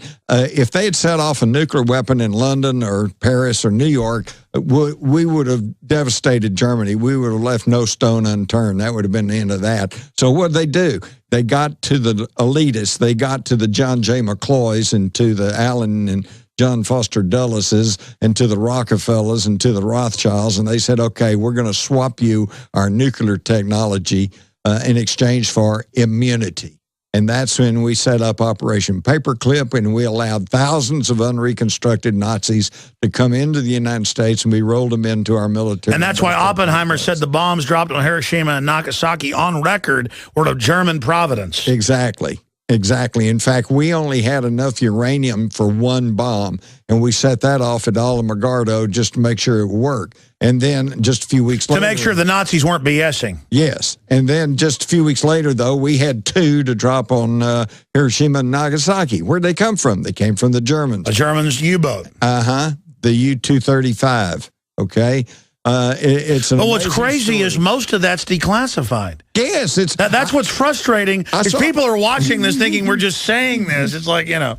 There was a whole really pretty good little documentary on the military channel, I believe it was, about the U-235 and the fact that they were shipping a Messerschmitt jet and some 50 barrels, gold-lined barrels of uranium. That was enriched uranium because you don't need gold line if it's not enriched. All right, so it's all a deal. It's always a deal.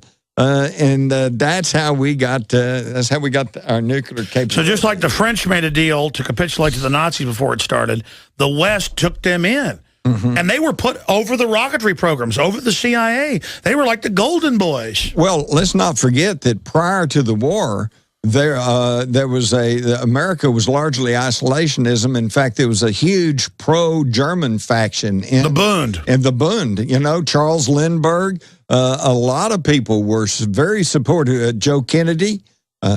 They were all supportive of Nazis. My grandfather remembered Dallas radio stations were like pro-Bund. Mm-hmm. Exactly. But see, we tend to forget that because the history is written by the victors. It's incredible. I mean, it is so amazing. Let's go to phone calls. Brad in Utah, you're on the air. Go ahead. Oh, thanks. And glad to join you. Jim Mars and Alex Jones. I pray for you every day, Alex, you and your family. Thanks for exposing everything you have today. The Middle East breakdown, the Muslim Brotherhood, Al-Qaeda, free Thank you, brother. alternate energy. The police state, I'm from Waco originally, so need I say more about the police state? I had an attorney that actually quit practicing law handling my case where some cops at the biggest nightclub there had me jumped by their buddies, and kind of got the best of them, of those three that jumped me, but nonetheless, trooper picked me up on the way home as a buddy of mine was taking me to the hospital. I broke one of my wrists, but I had a case that probably would have shut all their good time Friday and Saturday night down. But I had a attorney that quit practicing law, but also had an FBI friend that said, let it go. So when y'all mentioned FBI and that sort of thing, at the time I didn't think he was a friend. I thought he was just... No, I hear you. I hear you, brother. It's all crazy how corrupt stuff is. I saw cops dealing drugs when I was 14 years old in Dallas, then busting kids that had bought drugs from their dealers. So I get it. You got a question for Jim? Yeah, you've definitely relieved my psyche. There's a lot of other people who've suffered worse than me. Free energy, wanted to know, Jim, these guys in Australia that developed this perpetual motion machine, I've been waiting for it to come out for $5,000 a pop to run your whole household. I have a feeling somebody's, captured that project. Another question, and you can answer these, I'll just give you a couple of three. Hydrogen generator, University of Missouri, these guys used to stop people on the street and say, hey, can I run an experiment on your car? I'll show you how to run on water, and they'd pop a few hoses or do something, and next thing you know, they're running the car off of water, just a gallon. Yeah, well, here's the problem. Just like you explained, I thought this unit, there's a lot of scammers who say they've got a system that'll run everything. If you just come invest, they can build it, and I appreciate your call. That's my problem. But I know they had carburetors in the 60s that got 75 miles a gallon. I have the Time magazine with the ad from General Motors in it, so I know they're suppressing things. Hell, they're trying to shut down coal, even though it's got problems because they don't control all of it. So we know that's going on. I appreciate your call. Any comments on what he said? Oh, well, you do have to be careful, and there are some scam artists out there. So when they come around saying, I'm wanting money, but now if you're talking about when those students were showing how to run your car on water, I think you can. Now, as far as those people in Australia, don't hold your breath, okay? You're probably never going to hear about that again. It's incredible how they shut down alternative energy. But listen, putting from a certified, well-known company, putting a windmill up at your house to power part of what you're doing, that's real. Mm-hmm. Putting in solar, just moving partially into it, that's real. Mm-hmm. That's true. That's true. And hydrogen can be real if they just pay attention to it. But they have put the kibosh on that. They don't want you even thinking. Yeah, there's a lot of government saying it's looking into clean energy or new energy or alternative energy is because they know how hot it is. Right. Well, solar, there's drawbacks on almost every alternative energy. Tidal, you have to build something on the seacoast. Solar, you got to hope that you're going to have a lot of sunlight. Probably wouldn't work very well in Seattle.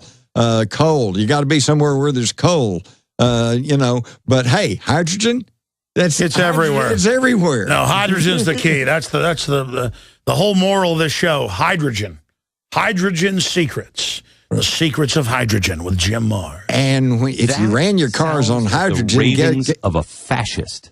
If you run your car on hydrogen, guess what your pollutant is? Oxygen. Hey, watch it. The clean coal plants put out carbon dioxide. They list that as a pollutant. They'll list oxygen as a pollutant. You come out with those hydrogen generators, they will list oxygen as a nerve agent. Well, they will list it as a chemical weapon, punishable by immediate execution. The EPA has already declared that carbon dioxide is a dangerous gas, and yet every time you exhale, you're exhaling carbon dioxide. Plants breathe it. Plants respirate. They operate off that in photosynthesis. All right, we got Al Gore calling in. He's mad at you. Man, Bear, Piggus. Piggus, Wiggus, you're on the air. Go ahead. I'm calling in about the Teapot Dome scandal, Alex. Well, welcome to the airwaves, Man, Bear, Pig. Good to have you here, Al Gore. Good to talk to you guys. Hey, Jim, can you take us back to Dallas? If you were there in Fort Worth when Kennedy was assassinated, I mean, I'd just love to pick your brain about that. I mean, I was born like a month before that happened, and we'll do that. We'll do that on some future show, right? This is the 50th anniversary. It gets closer. Listen, no, but I mean, what was it like when it happened, though? Just briefly. Well, what do you want to know? What do you mean, what was it like? Well, good question. I mean, it's just like you were there. I mean, so many of us who, it affected my whole life. It woke me up and allowed me to wake up more when 9/11 came. Because come on, a single gunman did it. Don't be a conspiracy theorist. If you know what they did to Kennedy, and it's obvious, like you say, Alex, 95% to 100. Anybody who studies it knows the government did it. I think your question may be is that weren't people aware, and how come that it's been so controversial all these years, right? Let me explain this to you. People need to understand this, and the polls back me up. Right now today, well over half the people in this country detest Barack Hussein Obama, okay? I mean, they don't like him at all. Some people even think he's the Antichrist, all right? So tomorrow, if we were suddenly told by the news that he'd been assassinated, you've got half the people in this country who go, well, good, okay? Well, now multiply that feeling by a factor of 10 because it was simpler, straightforward, more honest times, and that's what happened at the Kennedy assassination. The rank-and-file average citizen thought he was cool, thought he was nice, had a beautiful wife, and loved to see the kids crawling around. He was great. They loved him. But the other half, and this unfortunately included the wealthy people and the industrialists and the bankers and the military people. They hated him and they thought he was a danger to the country. So even though they had nothing to do with his killing, it was okay by them. Yeah, the whole system played along. It was a different world back then. One final comment, Man Bear.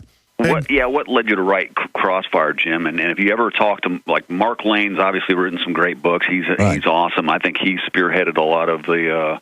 what's the Israel connection? You were talking about that yesterday in your speech, or also when we had dinner. Talk about the Israel thing. That was another straw that broke the camel's back. Kennedy was shaking up the status quo. He was going to abolish the Federal Reserve, take the troops out, let black folks vote. Get us out of Vietnam. He also was balking at Israel.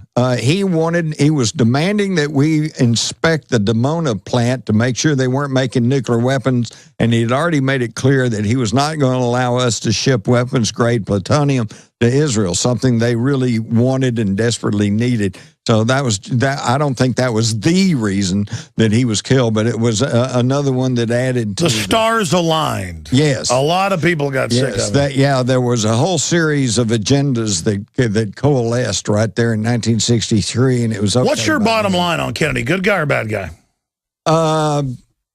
Well, because it looks like they killed Marilyn Monroe. Yeah, well, personally, of course, he was human and kind of a rounder, and you could claim that he was not a really good guy, but I think on the total, he really believed he was president of the United States, and he really believed that he was going to take some steps to try to correct the injustices and imperfections in our system.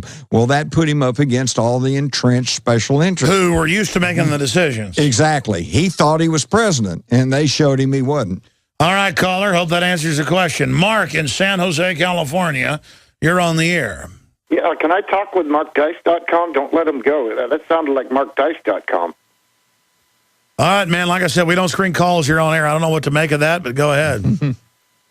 LBJ, Jim, I have a question in regards to the USS Liberty and his part that he played there.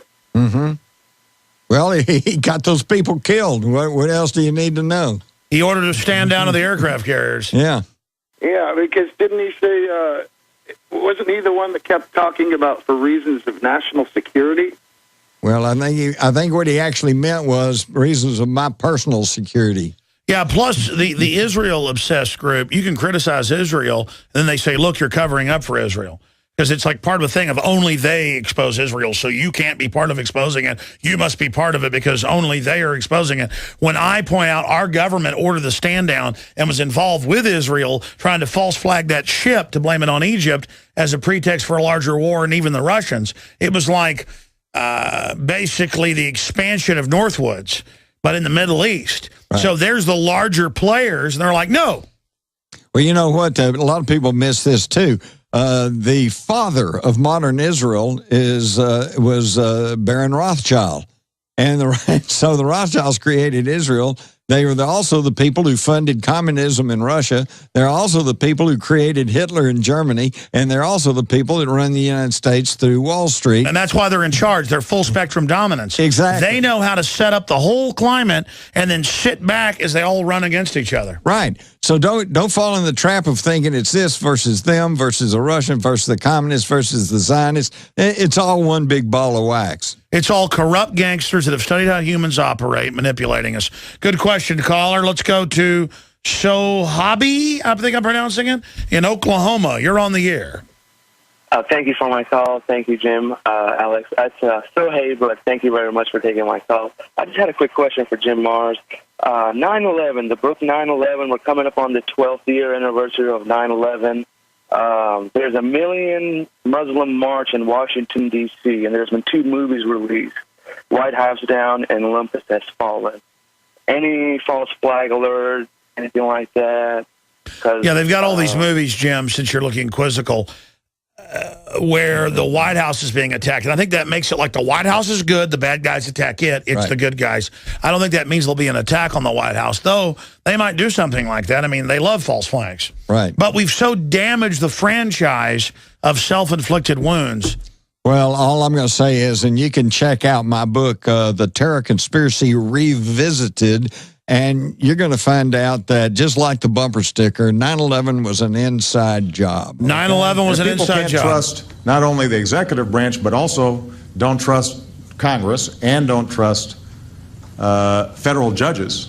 That's right. To make sure that we're abiding by the Constitution. That's right. Well, it's going to be a problem. Then we're going to have some problems here. Oh, really? We're going to have some problems? Well, it's like John J. McCloy, who was on the Warren Commission and was quoted as saying, what we have to do is show the world that America is not just another banana republic where a conspiracy can change the government. Well, unfortunately, folks, we are a banana republic, and they did change the government. That's right. Anytime you allow a globalist coup or an insider coup, everything gets corrupt from there because their own people can't stop stealing, and then the insiders on top don't want to stop their minions because they're all getting a piece of it, and just everything collapses, and you go from a shining castle on the hill to sewage running down the street. And that's what corruption, we're turning into a gangster society. And there's only one rule of the game, and that is don't give away the game. Don't tell anybody the game's afoot.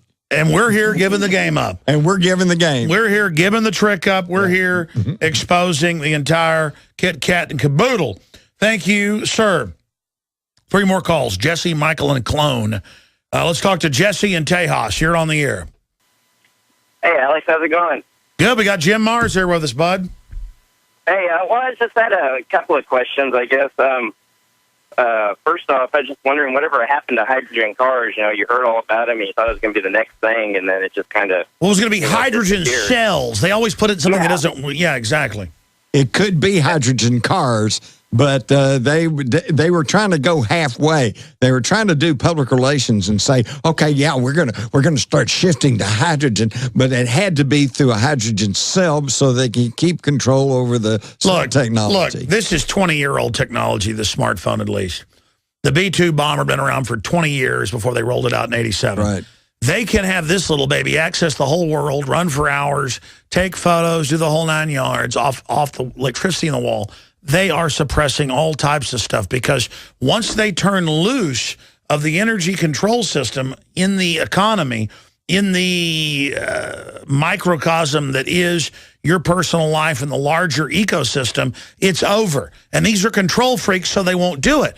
But as you see the world having less energy, as you see the devaluation of currency, you see rioting, murder, war expanding. Pollution. They hope to ride all this to victory because they think they can screw everybody and get away with it. You know, it's like there's an article right here out of the London Telegraph about how the cosmetics have all these chemicals and estrogen mimickers in them. I talk about this and they attack me. I mean, do the elite think they're going to put out a bunch of poison in the food and water and not have it blow back on their kids? I mean, even if they think they're politically immune, God is the spirit of the universe, whatever you want to call it, is not going to allow them to get away with this. You reap what you sow, man. What comes around goes around. You're not going to get away with screwing everybody. And they're not getting away with it now. They just don't understand that because they still control the mass media. The richest families, most of their kids end up in mental institutions or commit suicide. They're lucky if they got 1 kid out of 5 that learns how to tie their shoelaces. Oh, man, this is a great thing you've built. Let me tell you, this is really good. This is really working great. You're really in charge of things because you're able to screw and rob everybody. Just being able to dominate is not the main sign of leadership. 2 more calls. Michael in Texas. You're on the air. Go ahead. How you going, Jim? This is Michael from Texas. And how you doing today, Alex? I'm good. Go ahead, sir, with your question. Well, my question is this. I've been working on this guy, Mike Stritsky, that you're talking about. I've been tracking him for years, and I've actually started making a film about him. We call it Stritsky Keys to the Cage, because he says we have the keys to the cage, we just don't use it. So I've been thinking, I have a question for you.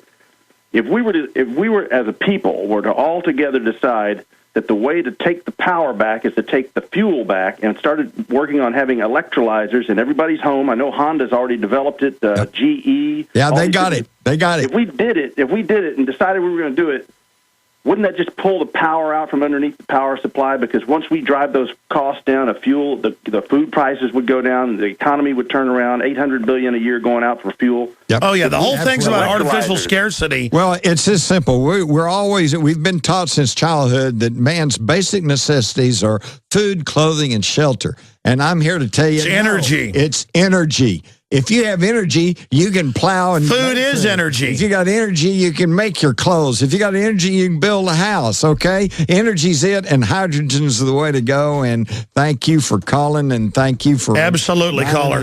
Look at this. Look at this so-called quarter. It has no silver in it now. It's a new quarter. But it's the symbol of energy. In the past, it had to have real silver in it, which was a scarce commodity, a real energy. Mm-hmm. Now it's the symbol of energy, and they get the world for it. I mean, we are run by con artists. Yeah. If we just stop complying, start talking, start speaking out, start questioning, it's over. Well, and what the caller's saying, and it's absolutely true, is right now, if you wanted to make your whole house energy independent with hydrogen, you can do it, but it's going to cost you $50,000, $60,000, and most people don't have that. But it's supply and demand. If everyone would say, I want that, then they'd start producing it. The more they produce, the little cheaper it would get, and pretty soon they get it down to maybe $1,000, $2,000. Stop right there. I want you to expand on that before we take these 2 final calls. What he just said is the key to all of this. Why are the globalists waging war against the real free market? Against your vote, your ideas, real competitiveness. With their collectivism, with their austerity, saying you can't have progress, it hurts the earth. Because they're in a war to shut the economy down worldwide so you don't industrialize if you're in Africa, or so we don't go to the next level of near-free energy.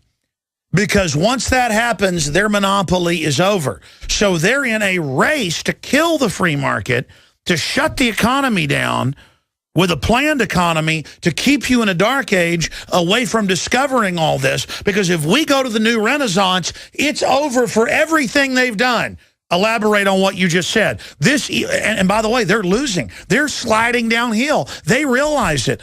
They're losing. They're losing. They're starting to lose, Jim. Well, and that's why they're losing. Because if they lose this, they lose everything else. Well, that's why they're losing it literally and figuratively, and that's why they're militarizing the police so that they've got a bulwark against the people, you know, to try to keep them in line. It's absolutely amazing. But let me tell you, folks, it's this simple. If you want news, tune in CNN or ABC or whoever. But if you want to know what's really going on, then listen to Alex Jones and others like him. Well, this is history happening. All I want is a real future for my children and grandchildren, just like you do. And these people running things are losers. I mean, I could go around and defraud people and run scams. I don't do that because it feels bad, because I can feel it's hurting myself. And they need to get back to their basic human instinct and stop being losers. Well, it's just like politicians. You can't trust anything they say because they have to lie or they won't get elected, okay? That's not a condemnation. These are puppets. Yeah, it's not a condemnation personally of politicians. It's just a sad fact of life is that they can't get elected unless they lie to you, okay? So you have to watch what they do. You have to watch their track record. So let's look at the track record of these so-called globalists, as they call themselves, these world elite, okay? Just over the past 100 years, we've had 2 world wars. We've had a depression. We've got an inflationary depression going on now. Hundreds of civil wars. Of little civil wars, a degradation of life, a degradation of in the environment. Their track record, folks, is not good. We need to get rid of them. I agree. One final call, but this is a historic broadcast. It's a very important broadcast, and I hope people pay attention to what's being said here, because the establishment is a very unhappy group of failing people who use every dirty trick to stay in control, but the dirty tricks they're using are destroying the very island they're sitting on. Let me put it this way, folks. Here's my final thing. If you'll stop and think about it, you'll realize that I can assure you, Alex can assure you, that we have the technology right off the shelf today to make the Earth a garden spot. We could provide basic food, clothing, shelter, basic medical attention to every single living person on this planet, okay? But it's not happening, is it? In fact, if you'll stop and think about it, we don't like to know this. We don't want to think about it. But right now, while you're listening to my voice, you know that all around this world, there are literally thousands, if not millions of children. 30 million a year. Starving to death, okay? I don't want that. Alex doesn't want that. I don't think anybody listening wants that. So why is it that way? Okay, because I'm here to tell you, somewhere, somebody wants it that way. And we got to figure out who that is and put a stop to it. You're absolutely right. They are blocking progress because they enjoy the suffering. They enjoy suppressing humanity. They're on record saying it. And it is totally and completely disgusting that they claim they want to industrialize cleanly these other countries, but they actually block it. It is incredible. Let's take one final call. Clone in Illinois, you're our last caller tonight. Go ahead. Hello? Yes. Hello, gentlemen. It's a great honor to speak with you today. I've been a listener since about 2005, Alex. I'm a Prisonplanet member, and I just started subscribing to the magazine. I'm probably getting ready to go sign up on Planet InfoWars, but I just want to ask you a big question. I just historically, I think you're one of the greatest men at this particular juncture in time, and I just want you to be very careful. And if you stay alive, I think you're going to change the world. I mean, noticeably, globally. And I just want to ask you if you will be my honorary big brother today. Big brother, like in 1984. You're funny. Stick to the show. Can you love me, I can't Tim? get enough. And this. I feel like your show has driven me almost completely crazy, but I have a totally rational perspective on a worldview at the same time. and it's so difficult to get people to wake up. And if people know me, they know you at the same time. Well, look, I mean, it's easy to like unplug and kind of go along with the Matrix, but I want you to unplug from its propaganda and just rediscover the world for yourself. But God bless you, sir, and I appreciate your call. Hey, clone, you know what's the worst thing about being a clone? I had a question for Jim. Yeah, go ahead, ask your question for Jim, but what's the worst thing about being a clone? Yeah, the worst thing about being a clone? Yeah, you know what's the worst thing about being a clone? That's just my pseudonym for today. I know but the worst thing about being a clone is you got nobody to blame but yourself. Your worst enemy, I understand that. No, but it does come down to that. We need to change the world. Yeah. We need to decide to be good people. The globalists think we're losers. They've said they think we're losers. And are we going to buy into this template they put out for us, or are we going to change that? But what's your quick question for Jim? The people have brought this upon ourselves, I know. What's your question for Jim? I saw Jim's video lecture about the element monoatomic gold, and this is what some perceive as the ancient mana. That it's some say it's also not even on the periodic table. Yeah, people are always looking for alchemical things that are going to fix everything. And now with these big machines they've got with high-powered electricity, they can actually make new elements. So there's a lot of weird stuff going on. But what's your quick question? We got to end it right now. Right, and with quickening, everything's exponential, even with alchemical science. The JFK movie, I want to know how that came about. And possibly if there would ever be an RFK or an MLK movie. That's a good idea. Good to hear from you. God bless. That's a great way to end it. All right, let me try to make this real quick. Oliver Stone, of course, was a Vietnam veteran. He got really upset about Vietnam. He did Platoon and ended on Born on the 4th of July about what happened to veterans when they came back. And it all had to do that. And in his research and in his thinking, it finally came back to why did we get into that Vietnam War? And he realized it went back to the Kennedy assassination, and that's why he did the movie JFK. There you go. Closing comment, Jim Mars. Great job on the broadcast tonight. Thank you, Alex. Thank you, and I look forward to having you back again whenever you want to come into studio with us. Sounds good. Great job to the crew. We will now rejoin the retransmission 36 minutes into the first hour of the worldwide broadcast this Sunday. I'll be back in only, I don't know, how many hours is it? 11 hours and 5 hours. Do the math. We're talking about 16, 17 hours from now. 11 a.m. Central. I'll be back, Lord willing, here on the radio. Please pray for us and continue to get the word out, because I can tell you from the bottom of my heart, I'm real. I'm just here trying to empower humanity, trying to take action. Great job with the crew. And again, we'll see you back tomorrow with InfoWars weekday, Monday transmission.